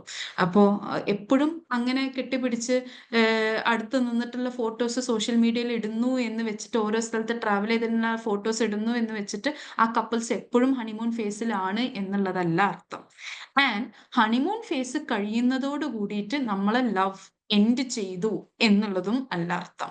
അപ്പൊ ഹണിമൂൺ ഫേസ് കഴിഞ്ഞതിന് ശേഷം ഓരോ ഫേസസ് വരുമ്പോഴും ആ ഓരോ ഫേസസിൽ love has its own beauty. പ്രണയത്തിന് അതിൻ്റെതായിട്ടുള്ള ഭംഗിയുണ്ട് ഓരോ ഫേസിൽ. അപ്പൊ ഈ കമ്മിറ്റ്മെന്റ് ഫേസ് എത്തുമ്പോൾ നമ്മൾ മനസ്സിലാക്കേണ്ടത് ഈ ഒരു ഫേസിനും അതിൻ്റെതായിട്ടുള്ളൊരു ബ്യൂട്ടി ഉണ്ട്. ഈ ഒരു ഫേസിൽ ശരിക്കും നമുക്ക് ആലോചിക്കാൻ പറ്റുന്ന ഒരു കാര്യമാണ്, ഞാനിപ്പോ എന്റെ ഹസ്ബൻഡിന്റെ അടുത്ത് എത്രത്തോളം എന്റെ അപാകതകൾ കാണിച്ചാലും ഞാൻ കംഫർട്ടബിൾ ആണ്. ഇത്രത്തോളം ഞാൻ വേറെ ഏത് മനുഷ്യന്റെ അടുത്താണ് ഞാൻ കംഫർട്ടബിൾ ഈ ലോകത്ത്. അപ്പൊ ഇങ്ങനെ ആലോചിക്കുമ്പോൾ ഒരു ബ്യൂട്ടിഫുൾനെസ് ഉണ്ട് ആ ഒരു ഫേസിന്. അപ്പൊ ആ ഒരു ബ്യൂട്ടി നമ്മൾ അപ്രീഷിയേറ്റ് ചെയ്യുന്നെ വേണം. അല്ലാണ്ട് എപ്പോഴും നമ്മൾ ഹണിമൂൺ ഫേസ്, അതായത് തിരിച്ചു വരാൻ പറ്റാത്ത ഒരു ഫേസിനെ പറ്റി ആലോചിച്ചിട്ട് ഇപ്പോഴത്തെ ഫേസിന്റെ ബ്യൂട്ടി നമ്മൾ തിരിച്ചറിയാതിരിക്കരുത് എന്നാണ് ചുരുക്കം. ദ ഫൈനൽ സ്റ്റേജ് എന്ന് പറയുന്നത് ആക്സെപ്റ്റൻസ് ഫേസ് ആണ്. അതൊരു 5 കൊല്ലമൊക്കെ കഴിഞ്ഞിട്ട് വരുന്ന ഒരു ഫേസ് ആണ്. നമ്മളൊക്കെ ഇപ്പൊ നമ്മളെ വീട്ടിൽ ഉണ്ടാവുന്നപ്പോൾ ചിലപ്പോൾ നമ്മളെ പാരൻസിന്റെ റിലേഷൻഷിപ്പ് ആയിരിക്കാം, അല്ലെങ്കിൽ നമ്മുടെ ഗ്രാൻഡ് പാരൻസ് ഉണ്ടാവും ചിലപ്പം വീട്ടിൽ ചിലർക്ക്, അവരുടെ റിലേഷൻഷിപ്പ് ആയിരിക്കാം. അവരുടെയൊക്കെ റിലേഷൻഷിപ്പ് കാണുമ്പോൾ നമുക്ക് ഫീൽ ചെയ്യുന്ന ഒരു ഫേസ് ആണ് ഈ ആക്സെപ്റ്റൻസ് ഫേസ് എന്ന് പറയുന്നത്. നമുക്ക് അറിയുന്നുണ്ടാവാം നമ്മുടെ ഫാദറിന് മദറിന്റെ അടുത്തുള്ള എന്തെല്ലാം കാര്യങ്ങളാണ് ഇഷ്ടമല്ലാത്തത്, മദറിന് ഫാദറിന്റെ അടുത്തുള്ള എന്തെല്ലാം കാര്യങ്ങളാണ് ഇഷ്ടമല്ലാത്തത് എന്നുള്ളത്. സ്റ്റിൽ ദേ കോ എക്സിസ്റ്റ്, അവർ എക്സിസ്റ്റ് ചെയ്യുന്നു. അതിനൊരു ഡെപ്തും സ്ട്രെങ്ത്തും നമുക്ക് അവരുടെ റിലേഷൻഷിപ്പിൽ എന്ത് ചെയ്യാറുണ്ട്, ഫീൽ ചെയ്യാറുണ്ട്. ഒരു ഇറീപ്ലേസബിൾ ബോണ്ട്. അതായത് ഫാദർ ഇല്ലാതെ മദറിനെ നമുക്ക് ആലോചിക്കാൻ പറ്റില്ല, മദർ ഇല്ലാതെ ഫാദറിനെ നമുക്ക് ആലോചിക്കാൻ പറ്റില്ല. ആ ഒരു സ്റ്റേജ്, ലാസ്റ്റ് സ്റ്റേജ് ആണ് ആ ഒരു ആക്സെപ്റ്റൻസ് ഫേസ് എന്ന് പറയുന്നത്. ആ ഒരു ആക്സെപ്റ്റൻസ് ഫേസിനെ കുറച്ചും കൂടെ സക്സസ്ഫുൾ ആയിട്ട് കുറെ കാലം മുന്നോട്ട് കൊണ്ടുപോകാൻ നമ്മളെ സഹായിക്കുക എങ്ങനെയാവുമ്പോഴാണ്, ടു മെയിൻറ്റെയിൻ ഇൻഡിപെൻഡൻസ് എന്ന് പറയുമ്പോഴാണ്. അതായത് കംപ്ലീറ്റ്ലി അപ്പുറത്തെ പാർട്ട്ണറെ ഡിപ്പെൻഡ് ചെയ്തുകൊണ്ടിരിക്കുക എന്നുള്ളത് ആവരുത് എന്നുള്ളതാണ്. ഞാൻ നേരത്തെ പറഞ്ഞ പോലെ ഫാമിലി റിലേഷൻഷിപ്സ്, ഫ്രണ്ട്ഷിപ്സ്, ഇതിനൊക്കെ നമ്മൾ എംബ്രേസ് ചെയ്യാൻ പറ്റണം. നമ്മൾ നമ്മളെ പാർട്ട്ണറെയും എംബ്രേസ് ചെയ്യാൻ സഹായിക്കുകയും വേണം. അങ്ങനെ ആവുമ്പോൾ, അപ്പോൾ നമ്മളിപ്പോൾ ഒരു റിട്ടയർഡ് ഫേസിലൊക്കെ അവരുടെ പണ്ടത്തെ കൊളീഗ്സിനായിട്ടുള്ള ഗ്രൂപ്പ്സ്, കാര്യങ്ങൾ, ഇതിനൊക്കെ നമ്മൾ എൻകറേജ് ചെയ്യേണ്ടതാണ് മറ്റേ പാർട്ട്ണറുടെ. അതേപോലെ തന്നെ നമ്മളും ഇൻവോൾവ് ചെയ്യേണ്ടതാണ് അങ്ങനത്തെ കാര്യങ്ങളിൽ. അടുത്തതാണ് കൾട്ടിവേറ്റ് ഗ്രാറ്റിറ്റ്യൂഡ്. അതായത് എന്തെല്ലാം കാര്യങ്ങളാണ് മറ്റേയാള് നന്നായി ചെയ്തു തരുന്നത്, നമുക്ക് ഈ റിലേഷൻഷിപ്പിന് വേണ്ടിയിട്ട് എന്തെല്ലാം കാര്യങ്ങൾ കോൺട്രിബ്യൂട്ട് ചെയ്യുന്നുണ്ട്, അതിനോടൊക്കെ ഒരു ഗ്രാറ്റിറ്റ്യൂഡ്, ഒരു താങ്ക്ഫുൾനെസ് നമ്മൾ എക്സ്പ്രസ് ചെയ്യേണ്ടതാണ് എന്നുള്ളതാണ്. അപ്പോൾ ഇതൊക്കെയാണ് ഈ ഒരു 5 സ്റ്റേജസ്. ഈ 5 സ്റ്റേജസിലൂടെ നമ്മൾ കടന്നു പോകുന്ന സമയത്ത് പല ചേഞ്ചസ് നമ്മളിൽ വരുന്നുണ്ട്, റിലേഷൻഷിപ്പിന് വരുന്നുണ്ട്. പലപ്പോഴും റിലേഷൻഷിപ്പിൽ, കപ്പിൾ റിലേഷൻഷിപ്പിൽ ബുദ്ധിമുട്ടുകൾ ഉണ്ടാവുക എങ്ങനെയാവുമ്പോഴാന്ന് വെച്ച് കഴിഞ്ഞാൽ, ഈ ചേഞ്ചസ് ആക്സെപ്റ്റ് ചെയ്യാൻ പറ്റാതാവുന്ന സമയത്ത്. അതായത് ഹണിമൂൺ ഫേസ് ഒന്ന് കഴിഞ്ഞാൽ മതി ചിലപ്പോൾ എക്സ്ട്രാ മാരിറ്റൽ അഫയേഴ്സ് തുടങ്ങാൻ. അപ്പോൾ എപ്പോഴും ഒരാൾക്ക് ഹണിമൂൺ ഫേസിൽ ഇരിക്കാൻ പറ്റില്ലല്ലോ. കല്യാണം കഴിഞ്ഞപ്പോൾ ഉള്ള പോലെയല്ല ഇപ്പൊ ഇയാൾ എൻ്റെ അടുത്ത് ആയിരിക്കില്ലല്ലോ. കല്യാണം കഴിഞ്ഞപ്പോൾ ഉള്ള പോലെ ആയിരിക്കില്ല. കാരണം കല്യാണം കഴിഞ്ഞ ഉടനെ ഞാൻ പറഞ്ഞ പോലെ എന്തായിരിക്കാം, ഈ റിലേഷൻഷിപ്പിന് മാത്രമായിരിക്കും ഇമ്പോർട്ടൻസ് കൊടുത്തിട്ടുണ്ടാവുക. ലൈഫിൽ വേറെയും കുറെ കാര്യങ്ങൾ ഉണ്ടാവും, അതിനും കൂടെ ഇമ്പോർട്ടൻസ് കൊടുക്കണം. അപ്പൊ അതൊക്കെ ഇമ്പോർട്ടൻസ് കൊടുത്തുകൊണ്ടുള്ള ഒരു റിലേഷൻഷിപ്പ്, അതിനെയും നമ്മൾ എംബ്രേസ് ചെയ്യാൻ പറ്റണം. And we'll have to learn to welcome the change. നമ്മളെ റിലേഷൻഷിപ്പിൽ, നമ്മളെ ബന്ധങ്ങളിൽ വരുന്ന ചേഞ്ചസ്, മാറ്റങ്ങളെ നമുക്ക് വെൽക്കം ചെയ്യാൻ പറ്റുമ്പോഴാണ് കുറച്ചും കൂടെ ഹെൽത്തിലി നമുക്ക് ഈ റിലേഷൻഷിപ്പ് ഫേസസിലൂടെ കടന്നു പോകാൻ പറ്റുക. നൗ, എങ്ങനെയാണ് കപ്പിൾ റിലേഷൻഷിപ്സിലാവുന്ന സമയത്ത് എങ്ങനെയാണ് നമ്മൾ ഓരോരുത്തരും ലവ് എക്സ്പ്രസ് ചെയ്യുന്നത് എന്നുള്ളതാണ്. അപ്പൊ ഭാഷ നമ്മൾ എക്സ്പ്രസ് ചെയ്യാൻ വേണ്ടി ഹെൽപ്പ് ചെയ്യുന്നതാണല്ലോ. അപ്പൊ പ്രണയത്തിനും ഉണ്ട് ലാംഗ്വേജസ് എന്ന് പറയുന്നത്. മെയിൻലി 5 ലാംഗ്വേജസ് ആണ് ഉള്ളത്. The first one is acts of service എന്നുള്ളത്. ആക്ട്സ് ഓഫ് സർവീസ് എന്ന് പറയുമ്പോൾ ഇപ്പോ എന്തെങ്കിലും ചെയ്തു കൊടുക്കുന്നതായിരിക്കാം. ചിലപ്പോൾ കുക്ക് ചെയ്ത് കൊടുക്കുന്നതായിരിക്കാം, ചിലപ്പം അവരെ ബേസിക് കാര്യങ്ങൾക്ക് വേണ്ടി ഹെൽപ്പ് ചെയ്യുന്നതായിരിക്കാം, ചിലപ്പോൾ ഒന്നും വേണ്ട സ്പോസിനെ ഡ്രോപ്പ് ചെയ്ത് കൊടുക്കുന്നതായിരിക്കാം. ഇങ്ങനത്തെ പല സർവീസസ്, പല കാര്യങ്ങൾ, ആക്ഷൻസിലൂടെ ഹെൽപ്പ് ചെയ്യുന്നതിനാണ് ആക്ട്സ് ഓഫ് സർവീസ് എന്ന് പറയുന്നത്. ചിലര് സ്നേഹം പ്രകടിപ്പിക്കുന്ന രീതി അങ്ങനെ ചില കാര്യങ്ങൾ ചെയ്തുകൊണ്ടായിരിക്കാം. മറ്റു ചിലരത് ക്വാളിറ്റി ടൈം സ്പെൻഡ് ചെയ്തുകൊണ്ടായിരിക്കാം. അതായത് എനിക്കിപ്പോൾ എന്തില്ലെങ്കിലും കുഴപ്പമില്ല, അതായത് എൻ്റെ ഹസ്ബൻഡ് എനിക്ക് ഗിഫ്റ്റ് തന്നില്ലെങ്കിലും കുഴപ്പമില്ല, സെക്സ് ഉണ്ടായില്ലെങ്കിലും കുഴപ്പമില്ല, എൻ്റെ അടുത്ത് എന്താണ് ഭയങ്കരമായിട്ട് അപ്രിഷിയേറ്റ് ചെയ്തില്ലെങ്കിലും കുഴപ്പമില്ല, എനിക്കൊന്നും ചെയ്തു തന്നില്ലെങ്കിലും കുഴപ്പമില്ല, പക്ഷെ എൻ്റെ കൂടെ സ്പെൻഡ് ചെയ്യണം.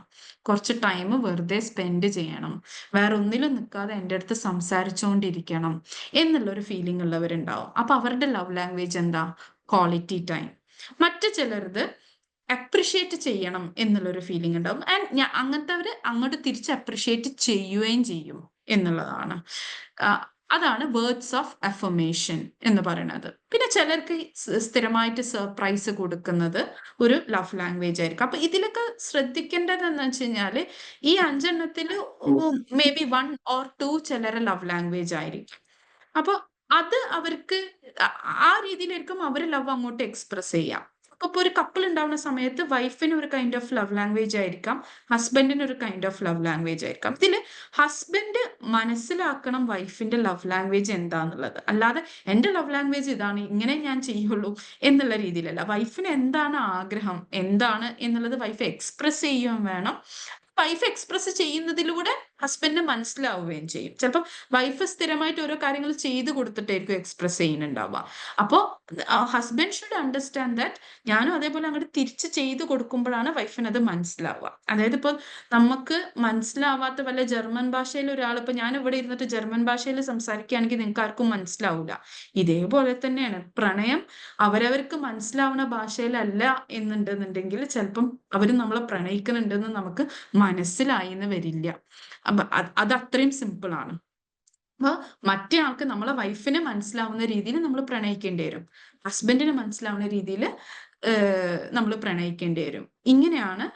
അപ്പൊ V should B conscious of എങ്ങനെയാണ് നമ്മൾ ലവ് എക്സ്പ്രസ് ചെയ്യുന്നത് എന്നുള്ളത്. ഇപ്പോൾ ചില കപ്പിൾസ് ഒക്കെ വരുന്ന സമയത്ത് വൈഫും ഹസ്ബൻഡും വരുന്ന സമയത്ത് വൈഫ് പറയും എൻ്റെ കൂടെ തീരെ ടൈം സ്പെൻഡ് ചെയ്യണില്ല, ഞങ്ങൾക്ക് തീരെ സമയം കിട്ടുന്നില്ല, ആക്കുന്നില്ല. ഹസ്ബൻഡ് പറയും, അപ്പൊ വൈഫ് പറയും അതുകൊണ്ട് എനിക്ക് തോന്നുന്നു എന്നെ ആൾക്ക് ഇഷ്ടമല്ല എന്നാണ് എനിക്ക് തോന്നുന്നത്, എന്നെ ആൾക്ക് തീരെ ഇഷ്ടമല്ല മാഡം, ഇങ്ങനെ വന്ന് പറയും. അപ്പൊ ഹസ്ബൻഡ് പറയും ഞാൻ എന്തെല്ലാം കാര്യങ്ങൾ ആൾക്ക് ചെയ്തു കൊടുക്കുന്നുണ്ട്, ആളെ ഡ്രോപ്പ് ചെയ്യുന്നുണ്ട്, ആക്കുന്നുണ്ട്, ആൾക്ക് ഇടയ്ക്കിടയ്ക്ക് ഗിഫ്റ്റ് കൊടുക്കുന്നുണ്ട്, ആക്കുന്നുണ്ട്, കാര്യമില്ല. അപ്പൊ അതൊക്കെ ചെയ്യുന്നുണ്ട് എന്നുണ്ടെങ്കിലും വൈഫിന് ചിലപ്പം വാലിഡേറ്റഡ് ആയിട്ട് ഫീൽ ചെയ്തു എന്ന് വരില്ല. കാരണം വൈഫിന് ഈ ക്വാളിറ്റി ടൈം ഇമ്പോർട്ടൻ്റ് ആണ് എന്നുള്ളതാണ്.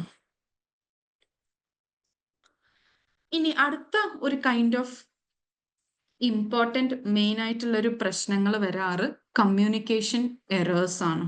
ഓക്കെ, ഇപ്പോൾ ഒരു ഡിവോഴ്സിന്റെ കേസ് വരുന്ന സമയത്ത് അല്ലെങ്കിൽ ഒരു സെപ്പറേഷന്റെ ഒരു ഡിസ്കഷൻ വരുന്ന സമയത്തൊക്കെ എപ്പോഴും സ്ഥിരമായിട്ട് കേൾക്കുന്ന ഒരു കാര്യമാണ് ഞങ്ങൾ തമ്മിലൊരു കമ്മ്യൂണിക്കേഷൻ ഇല്ല, ഞങ്ങൾ തമ്മിലുള്ള കമ്മ്യൂണിക്കേഷൻ പ്രശ്നമാണ് എന്നുള്ളതാണ്. അപ്പോൾ മനസ്സിലാക്കേണ്ടത് കമ്മ്യൂണിക്കേഷൻ പ്രോബ്ലം ആവുന്നിടത്തെല്ലാം കമ്മ്യൂണിക്കേഷൻ തന്നെയാണ് സൊല്യൂഷനും. ഓക്കെ, അപ്പോൾ നമുക്ക് ഒന്ന് ബേസിക് ആയിട്ട് ഉണ്ടാവുന്ന കമ്മ്യൂണിക്കേഷൻ എറേഴ്സ്, കപ്പിൾസിന്റെ ഇടയിൽ ഉണ്ടാവുന്ന കമ്മ്യൂണിക്കേഷൻ എറേഴ്സ് എന്തൊക്കെയാണെന്നുള്ളത് നോക്കാം. The first one is silence എന്ന് പറയുന്നത്, അതായത് മിണ്ടാതിരിക്കുക എന്നുള്ള. അപ്പൊ ഈ സൈലൻസ് ചിലപ്പം ഇപ്പൊ നിങ്ങൾ ഒരു ഡിന്നർ ഡേറ്റിന് പോയി, രണ്ടാളും ടേബിളിന്റെ അപ്പുറത്തോ ഇരിക്കുകയാണ്, ഒന്നും സംസാരിക്കാനില്ലാത്തൊരവസ്ഥ ഉണ്ടാവും. ഈ ഒന്നും സംസാരിക്കാനില്ലാത്തൊരവസ്ഥ എന്ന് പറയുന്നത് സംതിങ് ബാഡ് എന്നുള്ളതാണ്. ഇപ്പൊ ഇത്രയും കാലം ജീവിച്ച രണ്ടാൾക്കാരുടെ ഇടയിൽ ഒന്നും സംസാരിക്കാനില്ല എന്നുണ്ടെന്നുണ്ടെങ്കിൽ എന്തൊക്കെയോ പ്രശ്നങ്ങൾ വരുന്നുണ്ട് എന്നുള്ളതാണ്. അപ്പൊ അതൊരു കൈൻഡ് ഓഫ് സൈലൻസ് ആണ്. മറ്റൊന്ന്, ഹസ്ബൻഡ് ഒരു കാര്യം പറഞ്ഞുകൊണ്ടിരിക്കുന്ന സമയത്ത് വൈഫ് ഒന്നും മിണ്ടാതിരിക്കുക. അതായത് അപ്പൊ അത് ചിലപ്പം പല കാരണങ്ങൾ കൊണ്ടായിരിക്കാം. വൈഫ് തിരിച്ചു പറഞ്ഞു കഴിഞ്ഞാൽ അത് പ്രശ്നമാവോ എന്ന് വിചാരിച്ചിട്ടായിരിക്കാം. ഇനി അപ്പോൾ ഒരു കോൺഫ്ലിക്റ്റ് ഹാൻഡിൽ ചെയ്യാൻ പറ്റില്ല എന്നുള്ളത് മനസ്സിൽ തോന്നുന്നതുകൊണ്ടായിരിക്കാം സൈലൻസ് വെക്കുന്നത്. പക്ഷേ അങ്ങനെ ഒരു കോൺഫ്ലിക്റ്റ് ഹാൻഡിൽ ചെയ്യാൻ പറ്റില്ല എന്ന് തോന്നുന്നതുകൊണ്ട് അങ്ങനെ ഒരു സൈലൻസ് വെക്കുമ്പോൾ മറ്റേ ആൾക്ക് അത്രയും ഇൻവാലിഡേറ്റഡ് ആവുക ചെയ്യുന്നത്. ഇപ്പൊ നമ്മൾ ഒരാളുടെ അടുത്ത് സംസാരിച്ചുകൊണ്ടിരിക്കുമ്പോൾ അയാൾ ഒന്നും മിണ്ടാതെ ഇരിക്കുന്ന സമയത്ത് എന്നെ തീരെ വാല്യൂ ചെയ്യുന്നില്ല എന്നേ എനിക്ക് മനസ്സിലാക്കാൻ പറ്റത്തുള്ളൂ. അപ്പൊ അത് കൂടുതൽ പ്രശ്നങ്ങളിലോട്ടേ പോവുള്ളൂ. അപ്പോൾ ഒരിക്കലും എവിടെയും ഒരു സൈലൻസ് കീപ്പ് ചെയ്യാതിരിക്കുക. ഇനി അപ്പക്കപ്പം കുറച്ച് കോൺഫ്ലിക്ട്സ് വന്നാലും കുഴപ്പമില്ല, you will have to talk up, സംസാരിക്കണം ആ ഒരു സമയത്ത്. ഇനി അടുത്തത് ടോക്കിംഗ് ഓൺ റിപ്പീറ്റ്. ഈ കപ്പിൾസിന്റെ ഇടയിൽ പ്രശ്നങ്ങൾ ഉണ്ടാവുന്നത് ഓക്കെയാണ്, ശരിക്ക് കുഴപ്പമില്ല. അത് ശരിക്ക് ആ പ്രശ്നങ്ങളിലൂടെ, ആ സംസാരിച്ചിട്ടുള്ള പ്രശ്നങ്ങളിലൂടെ കപ്പിൾസ് വളരത്തുള്ളൂ, അങ്ങനെ അവർ ഗ്രോ ചെയ്യുള്ളൂ. ഓക്കെ, പക്ഷെ ആ പ്രശ്നങ്ങള് എപ്പോഴും ഒരേ പ്രശ്നങ്ങളാണോ, എപ്പോഴും ഒരേ കോൺവെർസേഷൻസ് ആണോ റിപ്പീറ്റ് ചെയ്യുന്നത് എന്നുള്ളത് നമ്മൾ നോക്കണം. അതായത് അങ്ങനെ ഒരു കോൺഫ്ലിക്റ്റ് ഉണ്ടാവുകയാണെന്നുണ്ടെങ്കിൽ ആ കപ്പിൾസ് പഠിക്കണം ആ കോൺഫ്ലിക്റ്റിൽ നിന്ന്, അല്ലെ? ഓക്കെ, അടുത്ത പ്രാവശ്യം ഇങ്ങനെ ഇങ്ങനെ ആവണം, അല്ലെങ്കിൽ അതിലൊരു രഞ്ജിപ്പിലെത്തണം. അങ്ങനെ ആവുന്ന സമയത്ത് ആ കോൺഫ്ലിക്റ്റ് വീണ്ടും റിപ്പീറ്റ് ചെയ്യില്ല. പക്ഷെ ചില കപ്പിൾസിൽ സെയിം സാധനം ആയിരിക്കാം, അവരുടെ റിലേഷൻഷിപ്പ് തുടങ്ങിയപ്പോൾ മുതൽ സെയിം കോൺഫ്ലിക്ട്സ് ആയിരിക്കാം എപ്പോഴും ഉണ്ടായിക്കൊണ്ടിരിക്കുന്നത്. അങ്ങനെയാണെങ്കിൽ അതൊരു റെഡ് ഫ്ലാഗ് ആണ്. അപ്പൊ ഒരേ കാര്യം സംസാരിച്ചുകൊണ്ടിരിക്കുക എന്നുള്ളത് ഒരു കമ്മ്യൂണിക്കേഷൻ എറർ ആണ്. അടുത്തത് ഡിഫെൻഡിങ് ആൻഡ് ജസ്റ്റിഫൈങ്. ഇത് വലിയൊരു പ്രശ്നമുള്ള ഒരു കാര്യമാണ്. അതായത് ഇപ്പോൾ ഒരു കോൺഫ്ലിക്റ്റ് ഉണ്ടാവാണ്, ഒരു കാര്യത്തിൽ ഒരു ഡിസഗ്രിമെന്റ് ഉണ്ടാവാണ്. ഞാനും എൻ്റെ ഹസ്ബൻഡും ഒരേപോലെയല്ല ഒരു കാര്യത്തിൽ ഡിസൈഡ് ചെയ്യുന്നത് എന്നുണ്ടെങ്കിൽ, അല്ലെങ്കിൽ ഞാൻ ചെയ്തൊരു കാര്യം ഹസ്ബൻഡിന് ഇഷ്ടമായില്ല, അപ്പൊ ഹസ്ബൻഡ് അത് വന്ന് ഇപ്പൊ നീ ഇങ്ങനെയൊക്കെ ചെയ്തല്ലോ, ഇങ്ങനെ ചെയ്തുകൂടെയിരുന്ന, ആക്കിക്കൂടെയിരുന്ന എന്ന് പറയുമ്പോഴേക്ക് ഞാൻ അതിനെ ജസ്റ്റിഫൈ ചെയ്യാനും ഡിഫെൻഡ് ചെയ്യാനും നിൽക്കുന്ന സമയത്ത് അപ്പൊ അവിടെ പിന്നെ ഫർദർ കോൺവെർസേഷന് ഗ്യാപ്പില്ല. അവിടെ പിന്നെ ഒന്നും പറയാനില്ല. ഞാൻ അത് അങ്ങനെ ആയതുകൊണ്ട് അങ്ങനെ ചെയ്തത്, ഇങ്ങനെ ആയതുകൊണ്ട് അങ്ങനെ ചെയ്തതെന്ന് കംപ്ലീറ്റ്ലി അതിനെ ജസ്റ്റിഫൈ ചെയ്യാനും ആക്കാനും നിന്ന് കഴിഞ്ഞ് കഴിഞ്ഞാൽ ഹസ്ബൻഡ് പറയുന്നതും കംപ്ലീറ്റ് ചെയ്യാൻ പറ്റില്ല. ഒരു ഫർദർ ഗ്രോത്തിന് ഒരു ഗ്യാപ്പ് ഇല്ലാത്തൊരവസ്ഥയാണ് ആയി മാറുന്നത് എന്നുള്ളതാണ്. അപ്പോൾ അങ്ങനത്തെ ഒരു ഡിഫെൻഡിങ് ആൻഡ് ജസ്റ്റിഫൈങ്ങിന് പകരം കുറച്ച് അവരെ പറയുന്നത് കേൾക്കാം. കേട്ട് കഴിഞ്ഞിട്ട് വാട്ട് ഡു യു ഫീൽ എന്നുള്ളത് കംപ്ലീറ്റ്ലി കേട്ട് കഴിഞ്ഞിട്ട് you can take it as a discussion than നമ്മളെ സേഫ് ആക്കി വെക്കുക എന്നുള്ളൊരു പ്രയോറിറ്റിയിൽ നിൽക്കാതെ നമുക്കതൊരു ഡിസ്കഷൻ ആക്കി എടുക്കാം. The next kind of communication error is my way is right. ഞാൻ പറയുന്നതാണ് ശരി എന്നുള്ളൊരു കൈൻഡ് ഓഫ് ആറ്റിറ്റ്യൂഡ് എടുക്കുന്നത്. അതായത് ഇപ്പോ രണ്ടുപേർക്കും രണ്ട് തീരുമാനങ്ങളായിരിക്കും ഉണ്ടാവുന്നുണ്ടാവുക. അപ്പൊ മറ്റയാള് ചെയ്തത് എന്തായാലും തെറ്റാണ്, കംപ്ലീറ്റ്ലി തെറ്റാണ് എന്നുള്ളത് ഓൾറെഡി ഒരാൾ ജഡ്ജ് ചെയ്ത് കഴിഞ്ഞു കഴിഞ്ഞാൽ അത് ശരിയാവില്ല. ശരിയായിരിക്കാം ചിലപ്പം. ഇപ്പം ഒരു എക്സാമ്പിൾ പറയുകയാണെന്നുണ്ടെങ്കിൽ, നമുക്ക് ഏത് കാർ എടുക്കണം, അപ്പൊ ഈ ഏത് കാർ എടുക്കണം എന്നുള്ളതിൽ വൈഫിന് ഒരു അഭിപ്രായം ഉണ്ടാവും, ഹസ്ബൻഡിന് ഒരു അഭിപ്രായം ഉണ്ടാവും. അപ്പൊ വൈഫ് ഒരു അഭിപ്രായം പറഞ്ഞതിന് ഒറ്റയടിക്ക് അത് തെറ്റാണ്, അങ്ങനെയല്ല വേണ്ടത് എന്നുള്ളത് ഹസ്ബൻഡ് പറയുന്നത്, അവിടെ വീണ്ടും ഒരു അപ്പൊ വീണ്ടും വൈഫ് ഇതാക്കുന്നത് കേൾക്കുന്നില്ല എന്നുള്ളൊരു ഫീലിംഗ്. അപ്പൊ നിങ്ങൾ എപ്പോഴും ശ്രദ്ധിക്കേണ്ടത്, നമ്മളെ കേൾക്കുന്നുണ്ട് എന്നുള്ളൊരു ഫീലിംഗ് ഹസ്ബൻഡിനും കിട്ടണം, വൈഫിനും കിട്ടണം. ആ ഒരു ഫീലിംഗ് ആണ് നമ്മൾ കമ്മ്യൂണിക്കേഷനിൽ കൊടുക്കാൻ റെഡി ആവേണ്ടത് എന്നുള്ളതാണ്. അപ്പോൾ വൈഫ് അത് പറയുമ്പോഴേക്ക് ഹസ്ബൻഡ് അങ്ങനെ ജഡ്ജ് ചെയ്യല്ല വേണ്ടത്. അപ്പൊ ആ ഒരു ജഡ്ജ്മെന്റ്സ് എപ്പോഴും ഒഴിവാക്കാൻ നോക്കുക എന്നുള്ളതാണ്. എസ്കലേഷൻസ്, ഇപ്പൊ ജഡ്ജ്മെന്റ്സ് ഒഴിവാക്കാൻ നോക്കുക, പക്ഷെ എന്നിട്ട് രണ്ടുപേരെ താല്പര്യം നോക്കിയിട്ട് to come on to a common ground. രണ്ടുപേർക്കും ഓക്കെ ആയിട്ടുള്ള എന്തിലോട്ടാണ് എത്താൻ പറ്റുക അതിലോട്ടാണ് നമ്മൾ ഡിസിഷൻ എത്തേണ്ടത്. അടുത്തത് എസ്കലേഷൻസ്. സംസാരിച്ച് ഡിസ്കഷനിലൂടെ തീർക്കാൻ പറ്റുന്നത് പലതും വെറുതെ അങ്ങോട്ടും ഇങ്ങോട്ടും പല പേരുകൾ വിളിച്ച് ഷൗട്ട് ചെയ്ത് കൂട്ടുന്ന സമയത്ത് എന്താവുന്നില്ല, പ്രോബ്ലംസ് സോൾവ് ചെയ്യപ്പെടുന്നില്ല എന്നുള്ളതാണ്. അപ്പൊ എപ്പോഴും നമ്മൾ അങ്ങനത്തെ ഒരു ഡിസ്കഷൻ വരുന്ന സമയത്ത് വൈഫാണെങ്കിലും ഹസ്ബൻഡ് ആണെന്നുണ്ടെങ്കിലും ഞാൻ പറയുന്നത് ശരിയാണ് എന്നുള്ളൊരു ഇതിൽ നിന്ന് കഴിഞ്ഞാലാണ് ഈ എസ്കലേഷൻസും കാര്യങ്ങളൊക്കെ വരിക. അപ്പുറത്തെ ആൾ പറയുന്നതും ഒന്ന് കേൾക്കാം. അതും ശരിയാവാം, ഇതും ശരിയാവാം, തെറ്റും ആവാം, പക്ഷെ ലെറ്റ്സ് ഡിസ്കസ് ഓൺ ദാറ്റ് എന്നുള്ളതാണ്. അപ്പോഴേക്ക് ഞാൻ എന്നെ സേഫ് ആക്കണം, ഞാനല്ല കുറ്റക്കാരി, മറ്റേയാളാണ് കുറ്റക്കാരൻ എന്നുള്ളൊരു രീതിയിൽ എടുക്കാൻ നോക്കിക്കഴിഞ്ഞു കഴിഞ്ഞാൽ കമ്മ്യൂണിക്കേഷൻ എന്ത് ചെയ്യത്തില്ല, കംപ്ലീറ്റ് ആവത്തില്ല എന്നുള്ളതാണ്. പിന്നീട് ഏറ്റവും അധികം കാണുന്ന കമ്മ്യൂണിക്കേഷനിൽ കാണുന്ന ഒരു പ്രവണതയാണ് നീ മാറിയാ ഞാൻ മാറാം. ഇപ്പൊ അതായത് സംസാരിച്ച് തുടങ്ങുന്ന സമയത്ത് നീ അങ്ങനെ ഇങ്ങനെയൊക്കെ ചെയ്തില്ലേ, അപ്പൊ വൈഫ് പറയും അപ്പൊ നിങ്ങളും ഇങ്ങനെയൊക്കെ ചെയ്തില്ല, അതുകൊണ്ടാണ് ഞാൻ അങ്ങനെ ചെയ്യുന്നത് എന്നുള്ളത് പറയും. അപ്പൊ ഇങ്ങനെ നിങ്ങളത് ചെയ്തതുകൊണ്ടാണ് ഞാൻ അങ്ങനെ ചെയ്യുന്നത്, നിങ്ങളത് നിർത്തിക്കഴിഞ്ഞാൽ ഞാനും നിർത്താം എന്നുള്ളത് പറയുന്നത് ശരിക്ക് രണ്ടുപേരും ഒരു ഉത്തരവാദിത്തം എടുക്കാത്തൊരു രീതിയാണ് ആവുന്നത് കമ്മ്യൂണിക്കേഷനിൽ. അപ്പൊ അവനവൻ ചെയ്യുന്നതിന്റെ ഉത്തരവാദിത്തം നമ്മൾ എടുക്കണം, മറ്റയാള് മാറോ മാറാതിരിക്കോ എന്തോ ആവട്ടെ, പക്ഷെ ഞാൻ ചെയ്യുന്നതിലൊരു മാറ്റം വരുത്തുമ്പോൾ സ്വാഭാവികമായിട്ട് അപ്പുറത്തെ ആളിലൊരു മാറ്റം വരും. ഇത് പറഞ്ഞപ്പോൾ നിങ്ങൾ മനസ്സിലാക്കാൻ വേണ്ടിയിട്ട് ഒരു മേജർ ഒരു തിയറി ഉണ്ട് സൈക്കോളജിയിൽ കപ്പിൾസിന്റെ ഇടയിൽ. അതിനെ നമ്മൾ സർക്കുലർ കോസേഷൻ എന്നാണ് പറയുന്നത്. അതായത് കാര്യങ്ങളെല്ലതും ഒരു ഫീഡ്ബാക്ക് അനുസരിച്ചാണ് നടക്കുക.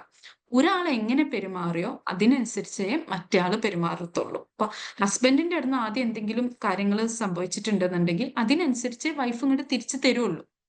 പിന്നെ ആ വൈഫ് തിരിച്ചു തന്നതിനനുസരിച്ചായിരിക്കും വീണ്ടും ഹസ്ബൻഡ് അങ്ങോട്ട് കൊടുക്കുക.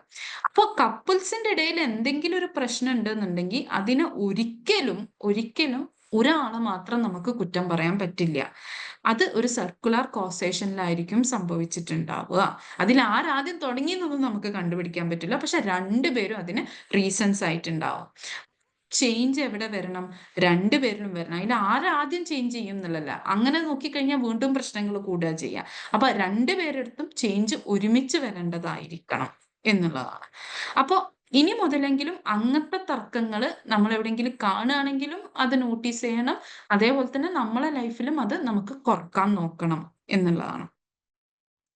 അപ്പൊ കമ്മ്യൂണിക്കേഷൻസ് ഇപ്പൊ ഞാൻ നേരത്തെ പറഞ്ഞ കാര്യങ്ങൾ ഒന്നും കൂടെ ഫിക്സ് ചെയ്യാൻ പറ്റുന്ന കുറച്ച് കാര്യങ്ങൾ, കുറച്ച് ടിപ്സ് എന്താന്ന് വെച്ച് കഴിഞ്ഞാല്, രണ്ട് കൈൻഡ് ഓഫ് രീതിയിൽ നമ്മൾ കമ്മ്യൂണിക്കേറ്റ് ചെയ്യാറുണ്ട്. ഒന്ന് ഐ സ്റ്റേറ്റ്മെന്റ്സ് യൂസ് ചെയ്തിട്ട്, മറ്റൊന്ന് യു സ്റ്റേറ്റ്മെന്റ്സ് യൂസ് ചെയ്തിട്ട്. അതായത് ഇപ്പൊ എനിക്കൊരു പ്രശ്നമുണ്ട്, ഹസ്ബൻഡ് ചെയ്യുന്ന ഒരു കാര്യം എനിക്ക് നിരന്തരം പ്രശ്നമായി മാറുന്നുണ്ട് എന്നുണ്ടെങ്കിൽ, ഇപ്പോൾ ഫോർ എക്സാമ്പിൾ ഹസ്ബൻഡ് ജോലി കഴിഞ്ഞ് വന്നിട്ട് സ്ഥിരമായിട്ട് ഫോൺ യൂസ് ചെയ്യാണ്, അത് എനിക്ക് പ്രശ്നമായി മാറുന്നുണ്ട് എന്നുണ്ടെങ്കിൽ ഞാൻ അതിനെ എങ്ങനെ കമ്മ്യൂണിക്കേറ്റ് ചെയ്യണം? അതായത് ഹസ്ബൻഡ് നിങ്ങൾ എപ്പോഴും ഫോണിലാണ്, നിങ്ങൾ എന്നെ ശ്രദ്ധിക്കുന്നേ ഇല്ല, നിങ്ങൾ അങ്ങനെ ചെയ്യാണ് ഇങ്ങനെ ചെയ്യാണ്, ഇങ്ങനെ പറയുമ്പോഴൊക്കെ ആ സെന്റൻസസിലൊക്കെ യു ആണുള്ളത്. അതൊക്കെയും യു സ്റ്റേറ്റ്മെന്റ്സ് ആണ്. ഈ യു സ്റ്റേറ്റ്മെന്റ്സ് ഉപയോഗിക്കുമ്പോൾ ഒരു പ്രശ്നം എന്താണെന്ന് വെച്ച് കഴിഞ്ഞാൽ, അപ്പുറത്തെ ആളെ ഭയങ്കരമായിട്ട് കുറ്റപ്പെടുത്തുന്ന ഒരു ഫീലിംഗ് ആണ് അവിടെ വരിക. അവിടെ പ്രശ്നം സോൾവ് ചെയ്യല്ല ചെയ്യുക. അപ്പൊ എന്തുണ്ടാവും? അപ്പുറത്തെ ആൾക്ക് സ്വാഭാവികമായിട്ടും ഡിഫെൻഡ് ചെയ്യാനും ജസ്റ്റിഫൈ ചെയ്യാനൊക്കെ തോന്നും, അല്ലാതെ ഈ പ്രശ്നം സോൾവ് ചെയ്യാൻ തോന്നില്ല. അപ്പൊ അതിനേക്കാളും നമുക്ക് അതിനെ എങ്ങനെ പറയാൻ പറ്റും? ഐ സ്റ്റേറ്റ്മെന്റ്സ് യൂസ് ചെയ്യാൻ പറ്റും. ഇങ്ങനെയാ, അതായത് നിങ്ങൾ അങ്ങനെ ചെയ്തു, നിങ്ങൾ ഇങ്ങനെ ചെയ്തു എന്ന് പറയുന്നതിനേക്കാളും എനിക്ക് ഇങ്ങനെയൊക്കെ ഫീൽ ചെയ്യുന്നു, എനിക്ക് ആകെ ഒറ്റപ്പെട്ട പോലെ ഫീൽ ചെയ്യുന്നു, എനിക്ക് വിഷമം തോന്നുന്നു, ആക്കുന്നു.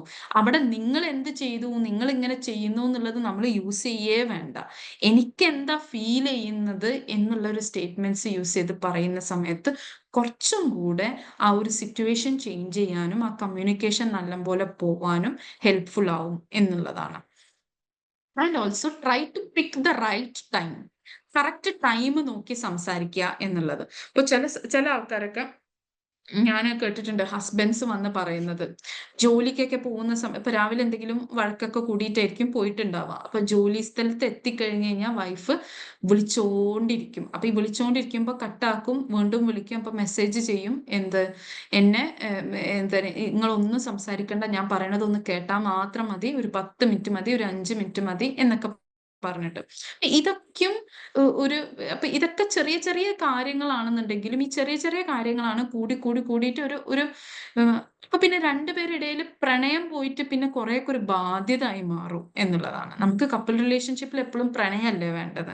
അല്ലാതെ ഇനിയിപ്പോ അവൾക്ക് അങ്ങനെ തോന്നുള്ളൂ, ഇനിയിപ്പോ അവള് വിളിക്കാൻ തുടങ്ങുള്ളൂ, അവൾ വിളിച്ചാൽ ഇനിയിപ്പോ ഫോൺ എടുത്തില്ലെങ്കിൽ പ്രശ്നമാവുള്ളൂ, ഇങ്ങനെയൊക്കെ വിചാരിച്ചിട്ട് ഒരു ഹസ്ബൻഡ് ഫോൺ എടുക്കേണ്ടി വരുന്ന സമയത്ത് അവിടെ പ്രണയം മാറിയിട്ട് എന്താണായി മാറുന്നത്? ഒരു ബാധ്യതയാണായി മാറുന്നത് അവർ രണ്ടുപേരുടെയും. അപ്പൊ കുറച്ചും കൂടെ ഒരു റൈറ്റ് ടൈമൊക്കെ നോക്കിയിട്ട് സംസാരിക്കാൻ നോക്കുക. അതായത് നിങ്ങൾ എപ്പോഴും, അപ്പൊ എനിക്ക് മനസ്സിലാവും, അതായത് ഇങ്ങനത്തെ ഒരു പ്രശ്നം കഴിഞ്ഞു കഴിഞ്ഞാൽ നമ്മളെ മനസ്സിൽ ഭയങ്കരമായിട്ടുള്ള വിഷമം, അത് എങ്ങനെയെങ്കിലും പെട്ടെന്ന് സോൾവ് ചെയ്യണം എന്നൊക്കെ ഉണ്ടാവും. അപ്പൊ നിങ്ങൾ മനസ്സിലാക്കേണ്ടത്, ഇതൊരു എൻഡ് ഓഫ് ദ റിലേഷൻഷിപ്പ് ഒന്നുമല്ല. ഈ റിലേഷൻഷിപ്പ് അങ്ങോട്ട് എൻഡ് ചെയ്യാനൊന്നും പോകുന്നതല്ലല്ലോ. ഇനിയും സമയമുണ്ട്, ഇനിയും ഒരുമിച്ച് തന്നെയാണ്. അല്ലാതെ ഇത് ഇപ്പൊക്കപ്പം മറ്റയാളെയും കൂടി ബുദ്ധിമുട്ടിലാക്കുന്ന രീതിയിലുള്ള ഒരു സംസാരമല്ല നമ്മൾ ചെയ്യേണ്ടത്. So try to choose a very right time, very calm time to talk about conflicts എന്നുള്ളതാണ്. അടുത്തത് ഞാൻ മുമ്പ് പറഞ്ഞ കാര്യമാണ്, take responsibility of your own communication problem. നിങ്ങൾ മുമ്പ് കമ്മ്യൂണിക്കേറ്റ് ചെയ്തിട്ട് പാളിപ്പോയ കാര്യങ്ങൾ ആലോചിക്കുമ്പോൾ അതിൽ നിങ്ങൾക്ക് എങ്ങനെ ശരിയാക്കാമായിരുന്നു എന്നുള്ളത് അവനവൻ തന്നെ അതിൻ്റെ റെസ്പോൺസിബിലിറ്റി എടുക്കുക. മറ്റാൾ അങ്ങനെ ചെയ്തു ഇങ്ങനെ ചെയ്തു എന്നൊക്കെ ആലോചിക്കുന്നതിനേക്കാളും ഞാൻ എങ്ങനെ എനിക്ക് അതിൽ എന്ത് തെറ്റാ ചെയ്തത് എന്നുള്ളത് എനിക്ക് നോക്കാൻ കഴിയണം അതില് എന്നുള്ളതാണ്. അടുത്തത് don't take the rule of 50/50. അതായത് ഇപ്പോൾ പറയാറുണ്ട് മാരേജിൽ എല്ലതും 50/50 ചെയ്യേണ്ടതാണ്. അതായത് ഞാൻ ഇത്ര ചെയ്ത് കഴിഞ്ഞാൽ ഹസ്ബൻഡ് ഇത്ര ചെയ്യണം, ഹസ്ബൻഡ് ഇത്ര ചെയ്ത് കഴിഞ്ഞാൽ ഞാനും ഇത്ര ചെയ്യണം. ആ ഒരു 50/50 റൂളിൽ തന്നെ ഒരുപാട് പ്രശ്നങ്ങളും കാര്യങ്ങളൊക്കെ ഉണ്ടായി തുടങ്ങും പിന്നീട് എന്നുള്ളതാണ്. You can also be A leader. ഇപ്പൊ ചില കാര്യങ്ങൾ ഇപ്പോൾ എനിക്ക് കൂടുതൽ ചെയ്യാൻ പറ്റുന്ന കാര്യങ്ങൾ ചിലപ്പോൾ ഹസ്ബൻഡ് ചെയ്യാൻ പറ്റിയെന്ന് വരില്ല. That's okay. ഇപ്പൊ ചിലപ്പം എനിക്കായിരിക്കാം കൂടുതൽ ഡേറ്റിങ്ങിനും കാര്യങ്ങൾക്കൊക്കെ ഇനിഷ്യേറ്റീവ് എടുക്കാൻ പറ്റുന്നുണ്ടാവുക. അത് ഞാൻ എടുത്തു കഴിഞ്ഞു കഴിഞ്ഞാൽ രണ്ടാൾക്കും ഓക്കെ ആവല്ലേ ചെയ്യുന്നത്, രണ്ടാളും എൻജോയ് ചെയ്യാൻ പറ്റല്ലേ ചെയ്യുന്നത്, ആൻഡ് ദാറ്റ്സ് ഓക്കെ. അല്ലാതെ ഇപ്പൊ ഞാൻ കണ്ടിട്ട് ചില വൈഫ്സ് വന്നിട്ട് പറയും ഞാനാണ് എപ്പോഴും ഇനിഷ്യേറ്റീവ് എടുക്കുന്നത്, ഹസ്ബൻഡ് ഇനിഷ്യേറ്റീവ് എടുക്കുന്നേ ഇല്ല, ഞാനാണ് എപ്പോഴും പുറത്തു പോവുക എന്നൊക്കെ പറയുന്നത്, ഹസ്ബൻഡ് ചെയ്യണില്ല. അപ്പൊ ഞാൻ വിചാരിച്ചു ഇനി ഞാൻ ചെയ്യണില്ല, ഇനി ഹസ്ബൻഡ് പറയുമ്പോഴേ നമ്മൾ പോകുന്നുള്ളൂ, ഹസ്ബൻഡ് ചെയ്യുമ്പോഴേ ഞാൻ ചെയ്യുന്നുള്ളൂ എന്നൊക്കെ വന്നിട്ട് ചില വൈഫ്സ് ഒക്കെ പറയാറുണ്ട്. അപ്പോൾ അങ്ങനത്തെ ഒരു 50/50 റൂളൊന്നും എടുക്കേണ്ട ആവശ്യമില്ല. ആഫ്റ്റർ ഓൾ നമ്മളെ ലക്ഷ്യം എന്താ? റിലേഷൻഷിപ്പ് ഹാപ്പി ആവണം. ചിലർക്ക് അത് ഇനീഷ്യേഷൻ പറ്റി എന്ന് വരില്ല, എല്ലാവർക്കും എല്ലതും പറ്റി എന്ന് വരില്ല. അപ്പൊ ആ 50/50 റൂള് എന്ത് ചെയ്യാൻ നോക്കുക, ക്യാൻസൽ ചെയ്യാൻ നോക്കുക എന്നുള്ളതാണ്. അടുത്തത് ഫൈൻഡ് എ കോമൺ ഗ്രൗണ്ട്. ഞാൻ നേരത്തെ പറഞ്ഞ പോലെ തന്നെ രണ്ടുപേർക്കും ഒരേ ഇഷ്ടങ്ങൾ ഉണ്ടായിന്ന് വരൂല. അപ്പോൾ പക്ഷെ രണ്ടുപേരെ ലൈഫിനെ സംബന്ധിച്ചുള്ള കാര്യമാണെന്നുണ്ടെന്നുണ്ടെങ്കിൽ രണ്ടുപേർക്കും ഏകദേശം ഓക്കെ ആയിട്ടുള്ള ഒരു ഡിസിഷനിലോട്ട് എത്താൻ നോക്കുക എന്നുള്ളതാണ്. അതിപ്പോ വളരെ മെറ്റീരിയലിസ്റ്റിക് ആയിട്ടുള്ള കാറോ വീടോ ഇങ്ങനത്തെ കാര്യങ്ങളാണ് എന്നുണ്ടെങ്കിലും അവരവരുടെ ലൈഫിന്റെ കാര്യങ്ങളായിട്ടുള്ള എന്താണ് കുട്ടികളുടെ കാര്യങ്ങളോ അല്ലെങ്കിൽ പാരൻസിന്റെ കാര്യങ്ങളോ ആണെന്നുണ്ടെന്നുണ്ടെങ്കിലും ഒരു കോമൺ ഗ്രൗണ്ടിലോട്ട് എത്താൻ നോക്കുക. ഇപ്പോൾ നമുക്കെപ്പോഴും അത് പറഞ്ഞപ്പോഴാണ് നമുക്കെപ്പോഴും നമുക്ക് ഏറ്റവും ഇഷ്ടമുള്ള ഒരാളിലും ഒരുപാട് നമുക്ക് ഇഷ്ടമില്ലാത്ത കാര്യങ്ങളും ഉണ്ടാവാം. ഇപ്പൊ എനിക്ക് ഏറ്റവും ഇഷ്ടമുള്ള ആളായിരിക്കാം ചിലപ്പോൾ എൻ്റെ ഹസ്ബൻഡ്, പക്ഷെ എൻ്റെ ഹസ്ബൻഡിൽ എനിക്ക് ഇഷ്ടമല്ലാത്ത സ്വഭാവങ്ങളും ഉണ്ടാവാം. എന്ന് വെച്ചിട്ട് ഞാൻ അത് മാറ്റണം അതങ്ങനെ പറ്റില്ല, അതുണ്ടെങ്കിൽ എനിക്ക് നിങ്ങൾ കൂടെ ജീവിക്കാൻ പറ്റില്ല എന്നുള്ള അതിൽ മാത്രം ഞാൻ ഫോക്കസ് ചെയ്യേണ്ട ആവശ്യമില്ല. അങ്ങനെ ആവുന്ന സമയത്ത് എൻ്റെ ലൈഫ് നല്ലപോലെ മുന്നോട്ട് പോകത്തില്ല, ഞങ്ങളുടെ ഇടയിലുള്ള ഹാപ്പിനെസ് ഉണ്ടാവത്തില്ല. അപ്പോൾ you should be able to accept that person as a whole. ആ ഒരാളെ മൊത്തത്തിലാണ് ഞാൻ ആക്സെപ്റ്റ് ചെയ്യേണ്ടത് എന്നുള്ളതാണ്. അത് ചിലപ്പോൾ എൻ്റെ ശരിയും തെറ്റായിരിക്കാം, അതായിരിക്കണം എന്നില്ല അപ്പുറത്തെ ആളുടെ ശരിയും തെറ്റും എന്നുള്ളതാണ്. അടുത്തത് പിക്ക് your battles but don't sweep under the rugs. അത് എന്താ ഉദ്ദേശിച്ചെന്ന് വെച്ച് കഴിഞ്ഞാല് ഉണ്ടാവുന്ന എല്ലാ കാര്യങ്ങളും നമ്മൾ പ്രശ്നങ്ങളാക്കി വിഷയങ്ങളാക്കണം എന്നുള്ളതില്ല എന്നുള്ളതാണ്. ഇപ്പോൾ ചില കാര്യങ്ങളൊക്കെ വളരെ മൈനർ ആയിട്ടുള്ള കാര്യങ്ങളായിരിക്കാം, അത് നമ്മളെ വല്ലാണ്ട് എഫക്റ്റ് ചെയ്യാത്ത കാര്യങ്ങളായിരിക്കാം. അത് നമ്മൾ വീണ്ടും അതൊരു പ്രശ്നങ്ങളാക്കിയിട്ടും കോൺഫ്ലിക്റ്റ് ആയിട്ടും ഹസ്ബൻഡിന്റെയോ വൈഫിന്റെയോ മുമ്പിൽ കൊണ്ടുവരണം എന്ന് നിർബന്ധമില്ല. പക്ഷെ അങ്ങനെ കൊണ്ടുവരാത്ത കാര്യങ്ങൾ ഹസ്ബൻഡിന്റെ മുമ്പിൽ കൊണ്ടുവരാതെ നമ്മൾ വേറെ ആരുടെടുത്തെങ്കിലും പോയി സംസാരിച്ച് വേറെ ആരുടെടുത്തെങ്കിലും പോയി അത് കൊളാക്കണം എന്നുള്ളതുമില്ല. അങ്ങനെ വേറെ ആരുടെടുത്തെങ്കിലും പോയിട്ട് പറയുകയാണെന്നുണ്ടെങ്കിൽ അത് ഡെഫിനറ്റ്ലി ഹസ്ബൻഡിന്റെ അടുത്ത് തന്നെ വന്ന് പറയാം. പക്ഷെ try to minimise your battles എന്നുള്ളതാണ്. എല്ലാ കാര്യങ്ങളും സോൾവ് ആക്കണം, എല്ലാ കാര്യങ്ങളും പെർഫെക്റ്റ് ആക്കണം എന്നുള്ളൊരു ഇതിൽ നമ്മൾ മുന്നോട്ട് പോകുന്നത് ശരിയാവില്ല എന്നുള്ളതാണ്. ആൻഡ് ഓൾസോ അടുത്തൊരു ഇമ്പോർട്ടൻ്റ് ആയിട്ടുള്ള കാര്യമാണ് മൈൻഡ് റീഡിങ് നടക്കുന്നതാണ്. അതായത് ഇപ്പോൾ അത് കൂടുതലും രണ്ടുപേരും പറയുന്നത് കണ്ടിട്ടുണ്ട് ഞാൻ, ജെൻസും ലേഡീസും പറയുന്നത് കണ്ടിട്ടുണ്ട്. അതായത് അവളത് കണ്ടറിഞ്ഞ് ചെയ്യേണ്ടതല്ലേ, ഞാനത് പറഞ്ഞിട്ട് വേണ്ടെന്ന് അവൾക്കത് ചെയ്തെന്നൂടെ. അതേപോലെ തന്നെ വൈഫ്സ് പറയും അത് പറഞ്ഞിട്ട് വേണ്ടല്ലോ, എനിക്കത് ഇഷ്ടമാണെന്നുള്ളത് ഹസ്ബൻഡിന് അറിയാലോ, ഹസ്ബൻഡ് അത് ചെയ്തു തന്നൂടെ. ഇപ്പൊ മൈൻഡ് റീഡിങ് നടക്കുന്ന ഒരു കാര്യമേ അല്ല എന്നുള്ളത് നമ്മൾ മനസ്സിലാക്കേണ്ട കാര്യമാണ്. അത് തുറന്ന് പറയാം. ഇപ്പോൾ എനിക്കൊരു ഹഗ് വേണം എന്നുണ്ടെന്നുണ്ടെങ്കിൽ, എനിക്കൊരു കിസ് വേണമെന്നുണ്ടെങ്കിൽ എനിക്കത് പറയാം. എനിക്ക് അങ്ങോട്ട് പോണം, എനിക്ക് ഇങ്ങനെ ചെയ്യണം എന്നുണ്ടെങ്കിൽ ഞാനത് തുറന്ന് പറയണം. ഹസ്ബൻഡ് എനിക്കിത് ചെയ്തു തരണം എന്നുണ്ടെങ്കിൽ എനിക്ക് നേരമില്ല, എനിക്ക് നിങ്ങളിതൊന്ന് ചെയ്തു തരുമോ എന്നുള്ളത് ഞാൻ ചോദിക്കണം. അത് ചോദിച്ചു വെച്ചിട്ട് പ്രശ്നമില്ല. അല്ലാതെ നമ്മൾ ഇപ്പോൾ തമ്മിൽ ഇഷ്ടപ്പെടുന്നവരാണെന്ന് വിചാരിച്ചിട്ട് മനസ്സിലുള്ള എല്ലാതും അപ്പുറത്തെ ആൾക്ക് മനസ്സിലാവും എന്നുള്ളത് വെറും ഫാലസിയാണ്. അങ്ങനത്തെ ഒരു കാര്യം നടക്കത്തേ ഇല്ല എന്നുള്ളതാണ്. ഇനി വളരെ ഇമ്പോർട്ടൻ്റ് ആയിട്ടുള്ളൊരു ഒരു ഭാഗമാണ് ഹസ്ബൻഡും വൈഫും തമ്മിലുള്ള റിലേഷൻഷിപ്പിൽ അധികം ചില റിലേഷൻഷിപ്പിൽ കൂടുതലും പ്രശ്നങ്ങളാവാറ് ഇൻലോസ് ആണ്. അതായത് വൈഫിന് ഹസ്ബൻഡിന്റെ വീട്ടുകാരും ഹസ്ബൻഡിന് വൈഫിന്റെ വീട്ടുകാരും. അപ്പോൾ അധികം പ്രശ്നങ്ങൾ ഞാൻ കാണാറുണ്ട്. ഇവര് തമ്മിൽ പ്രശ്നം ഉണ്ടാവില്ല, പക്ഷെ ഇൻലോസിന്റെ കാര്യങ്ങൾ വരുമ്പോൾ രണ്ടുപേരും തമ്മിൽ പ്രശ്നങ്ങളാണ് എന്നുള്ളത്. അപ്പൊ ഇതിനെ നമുക്ക് എങ്ങനെ സ്മൂത്ത് ആയിട്ട് കുറച്ചും കൂടെ ഹാൻഡിൽ ചെയ്യാം എന്നുള്ളതാണ്.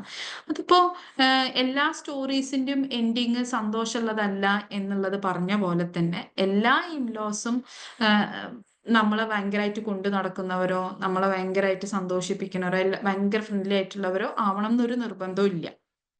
അപ്പോൾ അതിനെ കുറച്ച് പക്ഷെ എന്ന് വെച്ചിട്ട് നമ്മളെ കപ്പിൾ റിലേഷൻഷിപ്പിനെ അത് ബാധിക്കാതെ ഇരിക്കാൻ നമ്മൾ നോക്കേണ്ടിയും വരും. അതെങ്ങനെ ചെയ്യാൻ പറ്റാമെന്നൊന്ന് നോക്കാം. അപ്പോൾ I feel like your parents are more important than me for you എന്നുള്ളത് ചിലർ പറയാറുണ്ട്. അതായത് എനിക്ക് തോന്നുന്നു നിങ്ങൾക്ക് നിങ്ങളെ പാരൻസ് ആണ് എന്നെക്കാളും ഇമ്പോർട്ടൻറ്റ് എന്നുള്ളത് ചിലർ പറയും. അങ്ങനെ വൈഫ് പറയുകയോ ഹസ്ബൻഡ് പറയുകയോ ചെയ്താൽ ദാറ്റ് മീൻസ് അവിടെ എന്തൊക്കെയോ ശരിയാക്കാനുണ്ട് എന്നുള്ളതാണ്. അങ്ങനെ തോന്നിക്കഴിഞ്ഞു കഴിഞ്ഞാൽ അതിപ്പോൾ ആർക്കാണെന്നുണ്ടെങ്കിലും, അതിപ്പോൾ പാരൻസിന് തോന്നുകയാണ് I feel like your wife is more important than us for you എന്നുള്ളത് തോന്നിക്കഴിഞ്ഞാലും പ്രശ്നമാണ്. അപ്പോൾ ബേസിക്കലി ഇവിടെ മെയിൻ പ്രശ്നം എന്ന് പറയുന്നത് ഇസ് ടു ഫീൽ വാലിഡേറ്റഡ് എന്നുള്ളതാണ്. നമുക്ക് വാലിഡേറ്റഡ് ആയിട്ട് ഫീൽ ചെയ്യണം. അതായത് ഹസ്ബൻഡിന് പാരൻസിന് ഇഷ്ടമാണെന്നുണ്ടെങ്കിലും ഞാൻ ഇമ്പോർട്ടൻ്റ് ആണ് എന്നുള്ളത് എനിക്ക് തോന്നണം. ഓക്കെ, അതേപോലെ തന്നെ പാരൻസിന് തോന്നണം പാരൻസ് ഇമ്പോർട്ടൻ്റ് ആണ് ഇയാൾക്ക് എന്നുള്ളത്. അപ്പൊ every one should feel important എന്നുള്ളതാണ്. ആ ഒരു ബാലൻസ് ആണ് നമ്മൾ കീപ്പ് ചെയ്യാൻ വേണ്ടിയിട്ട് പഠിക്കേണ്ടത് എന്നുള്ളതാണ്. അപ്പൊ ഇതിൽ നമ്മൾ മനസ്സിലാക്കേണ്ടത് നമ്മളെ ഫാമിലി ചിലപ്പോൾ മാറിയെന്ന് വരൂല, ഫാമിലിന്റെ ആക്ഷൻസ് മാറിയെന്ന് വരൂല, ഫാമിലിന്റെ ആറ്റിറ്റ്യൂഡ് നമുക്ക് മാറ്റാൻ പറ്റിയെന്ന് വരൂല. ഇതൊന്നും മാറിയില്ലെങ്കിലും നമ്മളെ സ്പോസ് വാലിഡേറ്റഡ് ആയിട്ട് ഫീൽ ചെയ്യാൻ നമുക്ക് എന്ത് ചെയ്യാൻ പറ്റും? എൻ്റെ ഉപ്പയും ഉമ്മയും ഒന്നും മാറിയെന്ന് വരൂല, പക്ഷെ എൻ്റെ ഹസ്ബൻഡിന് വാലിഡേറ്റഡ് ആയിട്ട് ഫീൽ ചെയ്യാൻ ഞാൻ എന്ത് ചെയ്യാൻ പറ്റും? അല്ലെങ്കിൽ നേരെ തിരിച്ച്, അതാണ് നമ്മൾ നോക്കേണ്ടത്. ഓക്കെ, അല്ലാതെ അവരെ മാറ്റാന് എന്നുള്ളതല്ല നമ്മൾ നോക്കേണ്ടത്. അപ്പൊ അത് എൻഷുർ ചെയ്യാന് ദ ഫസ്റ്റ് തിങ്, ഇപ്പൊ എന്റെ പാരൻസ് ആണ്, ഇപ്പൊ അതായത് ആരുടെ പാരൻസ് ആണ് കുറച്ച് പ്രശ്നങ്ങൾ ഉണ്ടാക്കുന്നത്. ഇത് പ്രശ്നങ്ങൾ ഉണ്ടാക്കുക പറഞ്ഞാൽ ആരും പ്രശ്നക്കാരായിട്ടല്ല, പക്ഷെ ഞാൻ പറഞ്ഞല്ലോ അവർക്കൊക്കെ ഒരു ഇമ്പോർട്ടന്റ് ആയിട്ട് ഫീൽ ചെയ്യാനുള്ള ഒരു പവർ സ്ട്രഗിൾ എന്ന് പറയും. അതായത് ആരാണ് ആ ഫാമിലിയിൽ ഇമ്പോർട്ടന്റ് എന്നുള്ളത് കാണിക്കാനുള്ള ഒരു സ്ട്രഗിൾ നടക്കുന്നുണ്ടാവും. അപ്പൊ ആ സ്ട്രഗിളിന്റെ ഭാഗമായിട്ട് എന്ത് ചെയ്യും? പല ഇൻലോസ് പല രീതിയിലാണ് പെരുമാറുക. ചില ഇൻലോസ് കൂടുതൽ അങ്ങോട്ട് ഇൻട്രൂഡ് ചെയ്യും ഈ കപ്പിൾസിന്റെ ഫിനാൻഷ്യൽ കാര്യങ്ങളിലും, ഈ കപ്പിൾസ് എങ്ങോട്ടാ പോണേ എന്നുള്ളതിലും, കപ്പിൾസ് കുട്ടികളെ നോക്കുന്ന കാര്യത്തിലും, അവര് ഉണ്ടാക്കിയ വീട്ടിൽ അവരെ വീട്ടിലത്തെ അറേഞ്ച്മെന്റ്സ് കാര്യങ്ങൾ, ഇതിലൊക്കെ തലയിടാനും ഇതിലൊക്കെ ഇന്റർഫിയർ ചെയ്യാനും ചില ഇൻലോസ് വരും. ചില ഇൻലോസ് ഭയങ്കര ഡിസ്റ്റന്റ് ആയിട്ട് നിൽക്കും. അധികം സംസാരിക്കാനോ അല്ലെങ്കിൽ ഈ കപ്പിൾസ് എന്തെങ്കിലും ട്രിപ്പിനോ അല്ലെങ്കിൽ ഫങ്ഷൻസിനൊക്കെ വിളിച്ചു കഴിഞ്ഞാൽ അതിലൊന്നും വരാതെ അങ്ങനെ ഭയങ്കര ഡിസ്റ്റന്റ് ആയിട്ട് നിൽക്കുന്ന ചില ഇൻലോസ് ഉണ്ടാവും. ചില ഇൻലോസ് ഒരു ഫിനാൻഷ്യൽ ഫ്രീഡം ഈ കപ്പിൾസിന് കൊടുക്കാതെ എല്ലതും അവർ തന്നെ ക്യാരി ഓൺ ചെയ്യുന്ന ചില ഇൻലോസും ഉണ്ടാവാറുണ്ട്. അപ്പോൾ അതായത് ഇപ്പോൾ എന്തെങ്കിലും മേടിക്കണമെങ്കിലോ ആക്കണമെങ്കിലോ ഒക്കെ ആ ഇൻലോസ് വഴിയേ മേടിക്കാൻ പറ്റുള്ളൂ, അവരുടെ അടുത്ത് പെർമിഷൻ ചോദിക്കണം, അങ്ങനത്തെ ഒരു കൈൻഡ് ഓഫ് ഇൻലോസും ഉണ്ടാവാറുണ്ട്. അപ്പൊ ഇങ്ങനത്തെ പ്രശ്നങ്ങളൊക്കെ ഇൻലോസിൽ ഉണ്ടാവാറുണ്ട്. അപ്പൊ ഈ പ്രശ്നങ്ങളൊക്കെ ഉണ്ടാവുന്നത് ആരുടെ പാരൻസിൽ നിന്നാണോ അവര് ചെയ്യേണ്ടത് എന്താന്ന് വെച്ച് കഴിഞ്ഞാൽ you should make sure that enough empathy is shown to your spouse. അതായത് നിങ്ങൾ മാക്സിമം നിങ്ങളെ സ്പോസിനെ മനസ്സിലാക്കുന്നുണ്ട്, ആ സ്പോസിന് ഉണ്ടാവുന്ന ബുദ്ധിമുട്ടുകൾ നിങ്ങൾ മനസ്സിലാക്കുന്നുണ്ട് എന്നുള്ളത് കാണിക്കണം. അല്ലാതെ എൻ്റെ ഉമ്മാനെ പറ്റി പറയാൻ വരണ്ട, എൻ്റെ ഉപ്പാനെ പറ്റി പറയാൻ വരണ്ട, എനിക്കത് കേൾക്കണ്ട, മിണ്ടണ്ട, നീ അതിനെ കുറിച്ചിട്ട് എൻ്റെ അടുത്ത് സംസാരിക്കണ്ട, അങ്ങനെ അങ്ങ് നെഗേറ്റ് ചെയ്യല്ലേ വേണ്ടത്. പിന്നെ ആ സ്പോസ് പിന്നെ വേറെ ആരുടെ അടുത്താ സംസാരിക്കുക? ആരടുത്ത അവർക്കുള്ള വിഷമങ്ങളോ കാര്യങ്ങളൊക്കെ അവർ വേറെ ആരടുത്താ പറയാ? അപ്പൊ അത് അങ്ങനെയല്ല എടുക്കേണ്ടത്. നമ്മൾ അവർ പറയുന്നത് കേൾക്കണം. അവര് പറയുന്നത് കേൾക്കും വേണം. അവർക്ക് നമ്മൾ അവരുടെ അടുത്ത് എംപത്തി കാണിക്കുന്നുണ്ട് എന്നുള്ളത് നമ്മൾ ഷോ ചെയ്യും വേണം എന്നുള്ളതാണ്.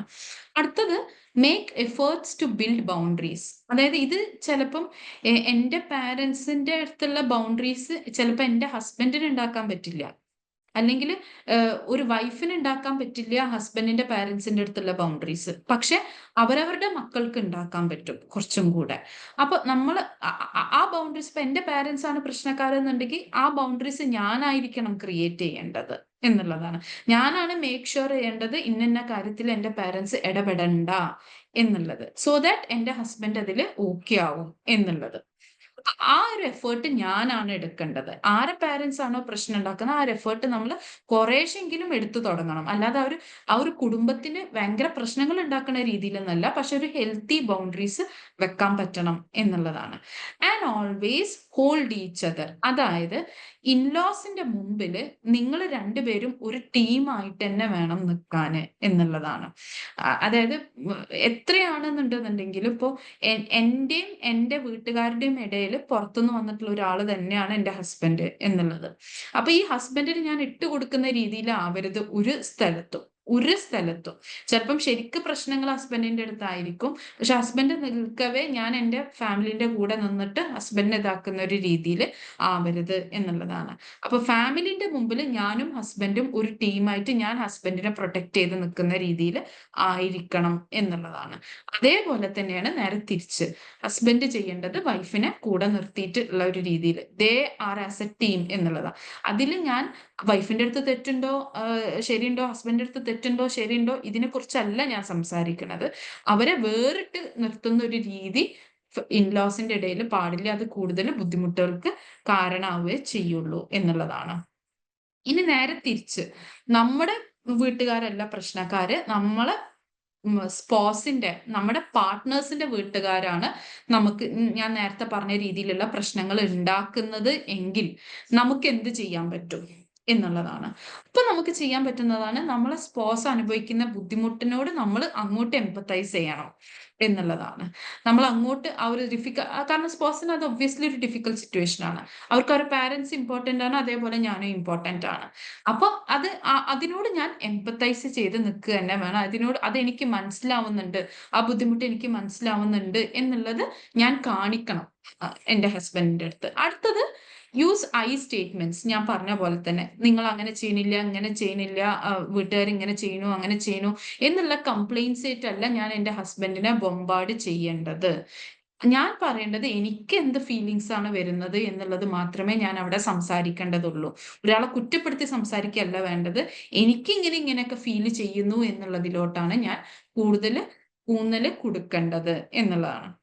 അടുത്തത് ഹസ്ബൻഡ് അല്ലെങ്കിൽ അപ്പുറത്തെ സ്പോസ് എന്തെങ്കിലും എഫേർട്സ് എടുത്തു തുടങ്ങുന്നുണ്ടെന്നുണ്ടെങ്കിൽ, എന്തെങ്കിലും ബൗണ്ടറീസ് ഒക്കെ വെക്കാൻ എഫേർട്സ് എടുത്തു തുടങ്ങുന്നുണ്ടെന്നുണ്ടെങ്കിൽ അതിന് നമ്മൾ കറക്റ്റായിട്ട് അക്നോളജ് ചെയ്യുകയും വേണം എന്നുള്ളതാണ്. V should be thankful on that. അത് ഞാൻ വാക്കാലെ അക്നോളജ് ചെയ്യുകയും വേണം എന്നുള്ളതാണ്. അപ്പൊ ഇത്രയും കാര്യങ്ങൾ എന്ത് ചെയ്യാം, നമ്മൾ ഇൻലോസിനെ ഹാൻഡിൽ ചെയ്യുന്ന കാര്യത്തിൽ സൂക്ഷിക്കുക എന്നുള്ളതാണ്. ഇത്രയും കാര്യങ്ങളാണ് ഞാൻ നിങ്ങൾക്ക് വേണ്ടിയിട്ട് പ്രിപ്പയർ ചെയ്തത്. മേജർ കാര്യങ്ങളൊക്കെ ഞാൻ ടച്ച് ചെയ്തിട്ടുണ്ട്. ഇനി നമുക്ക് എന്തെങ്കിലും ഡൗട്ട്സും കാര്യങ്ങളുണ്ടെന്നുണ്ടെങ്കിൽ അതിലോട്ട് പോവാം. നോട്ട്സ് ഉണ്ടാവുമോ? ഈ PPT വേണമെങ്കിൽ ഷെയർ ചെയ്യാം. റെഫറൻസ് ഒന്ന് പറയാം. ഹലോ, ഹലോ, റെഫറൻസും ഷെയർ ചെയ്തേക്കാം. ഞാൻ റെഫറൻസും ഷെയർ ചെയ്തേക്കാം ഗ്രൂപ്പിൽ. Thank you.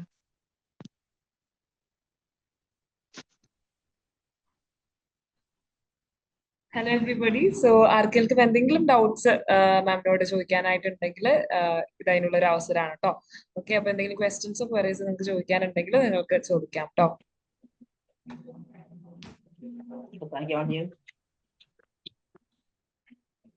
Hello ma'am. ഇപ്പം ഇൻലോസിന്റെ അടുത്ത് ഒരു ഹെൽത്തി ആയിട്ടുള്ള ബൗണ്ടറി വെക്കാന്ന് പറഞ്ഞല്ലോ ഇങ്ങനത്തെ പ്രശ്നങ്ങൾ വരുമ്പോ. സോറി, എനിക്ക് ക്ലിയർ ആവണില്ല കേട്ടോ. ക്ലിയർ ആണല്ലോ എല്ലാരും ഇപ്പൊ? മ്യൂട്ട് ചെയ്യുകയാണെന്നുണ്ടെങ്കിൽ വിൽ ബി ഏബിൾ ടു.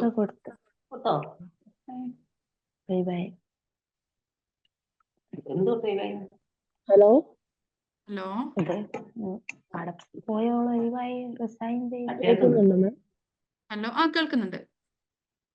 ഒരു ഇൻലോസിന്റെ അടുത്ത് ഇന്ന് പ്രശ്നം വരുമ്പോ ഹെൽത്തി ആയിട്ടുള്ള ബൗണ്ടറി കീപ്പ് ചെയ്യണമെന്ന് പറഞ്ഞല്ലോ. അതെ അപ്പം നമ്മുടെ പാരന്റ്സ് ആണെങ്കിൽ അതെ. പക്ഷെ ഒരു റെസ്പെക്റ്റിന്റെ പേര് പറഞ്ഞിട്ട് നമ്മുടെ സ്പോർട്സ് എന്താ പറയാ ബൗണ്ടറി ഹെൽത്തി ആയിട്ടുള്ള ഒരു ബൗണ്ടറി കീപ്പ് ചെയ്യുന്നില്ലെങ്കിൽ എന്താ ചെയ്യും നമ്മള് ഒരു സൊല്യൂഷൻ ആയിട്ട്? റെസ്പെക്റ്റിന്റെ പേര് പറഞ്ഞിട്ടോ ഹലോ മാം. നമ്മൾ സ്പോസ് കീപ്പ് ചെയ്യുന്നില്ലെങ്കിൽ എന്നാണോ പറയുന്നത്? ഹലോ ഹലോ ഹലോ ഹലോ, കേൾക്കുന്നുണ്ടോ? കേൾക്കുന്നുണ്ട്. ഓക്കെ. നിങ്ങൾ ചോദിച്ചത് സ്പോസ് കീപ്പ് ചെയ്യുന്നില്ല എന്നുണ്ടെങ്കിൽ എന്നാണോ ചോദിക്കുന്നത്?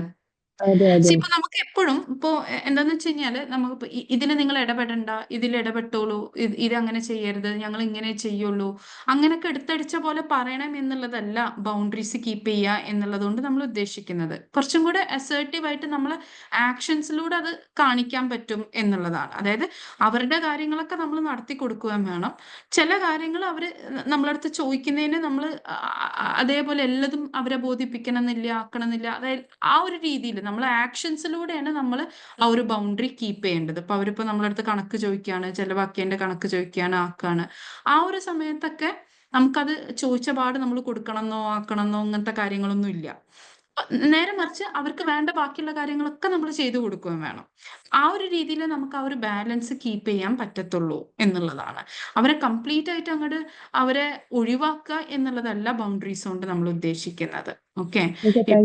ഇപ്പൊ ഫോർ എക്സാമ്പിൾ പലപ്പോഴും ഉണ്ടാവുന്ന ഒരു പ്രശ്നമാണ്, ചിലപ്പോൾ ജോയിന്റ് ഫാമിലിയിലൊക്കെ നിൽക്കുന്ന സമയത്ത് ചില കപ്പിൾസ് വന്ന് പറയാറുണ്ട് വൈഫിനായിട്ട് എന്തെങ്കിലും പ്ലാൻ ചെയ്തിട്ടുണ്ടാവും ചില സൺഡേസ് ഒക്കെ.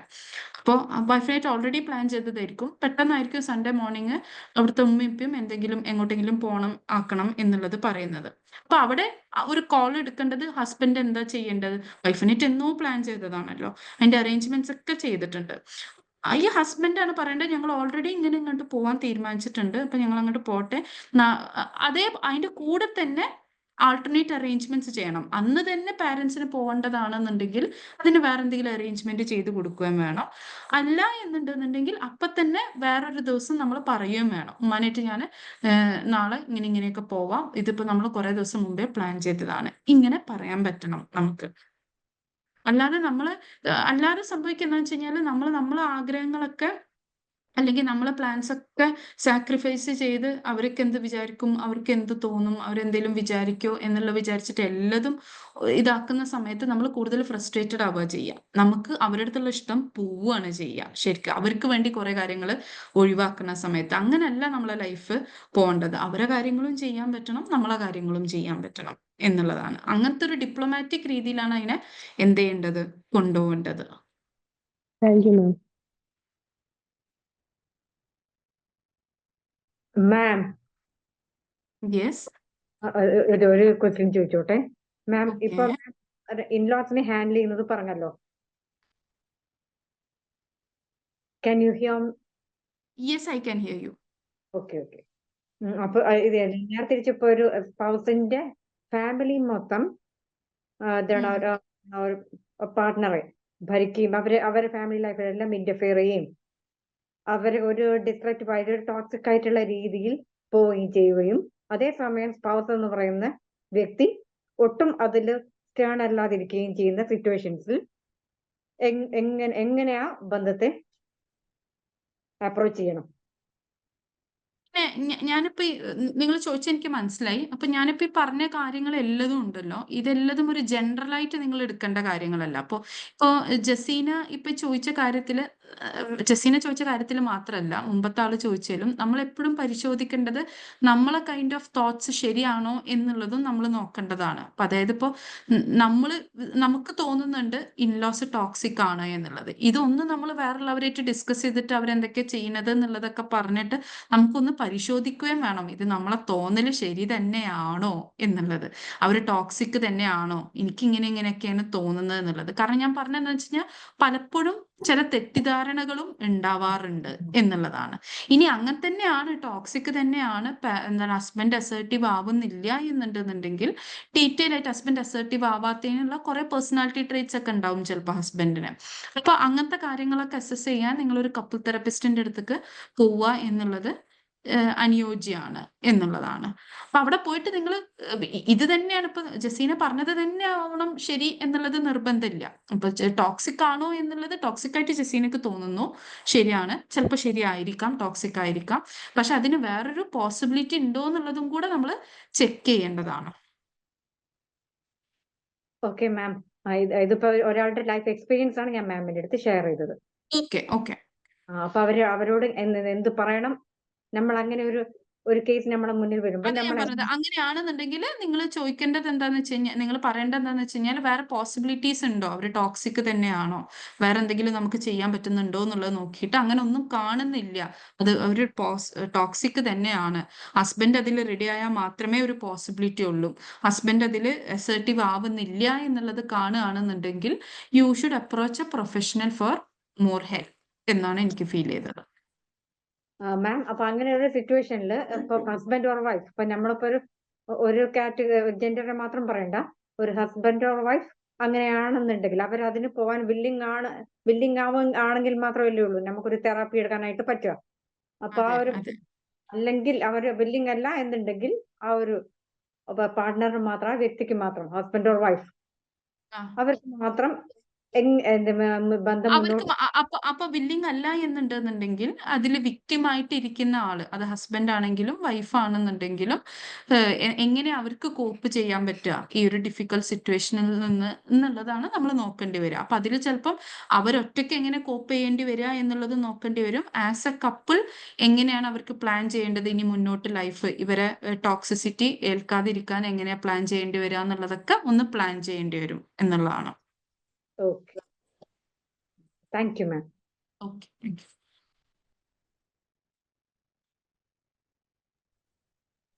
Any more doubts? ആർക്കെങ്കിലും ഇനി ഡൗട്ട്സ് എന്തെങ്കിലും ഉണ്ടെങ്കിൽ ചോദിക്കാം കേട്ടോ.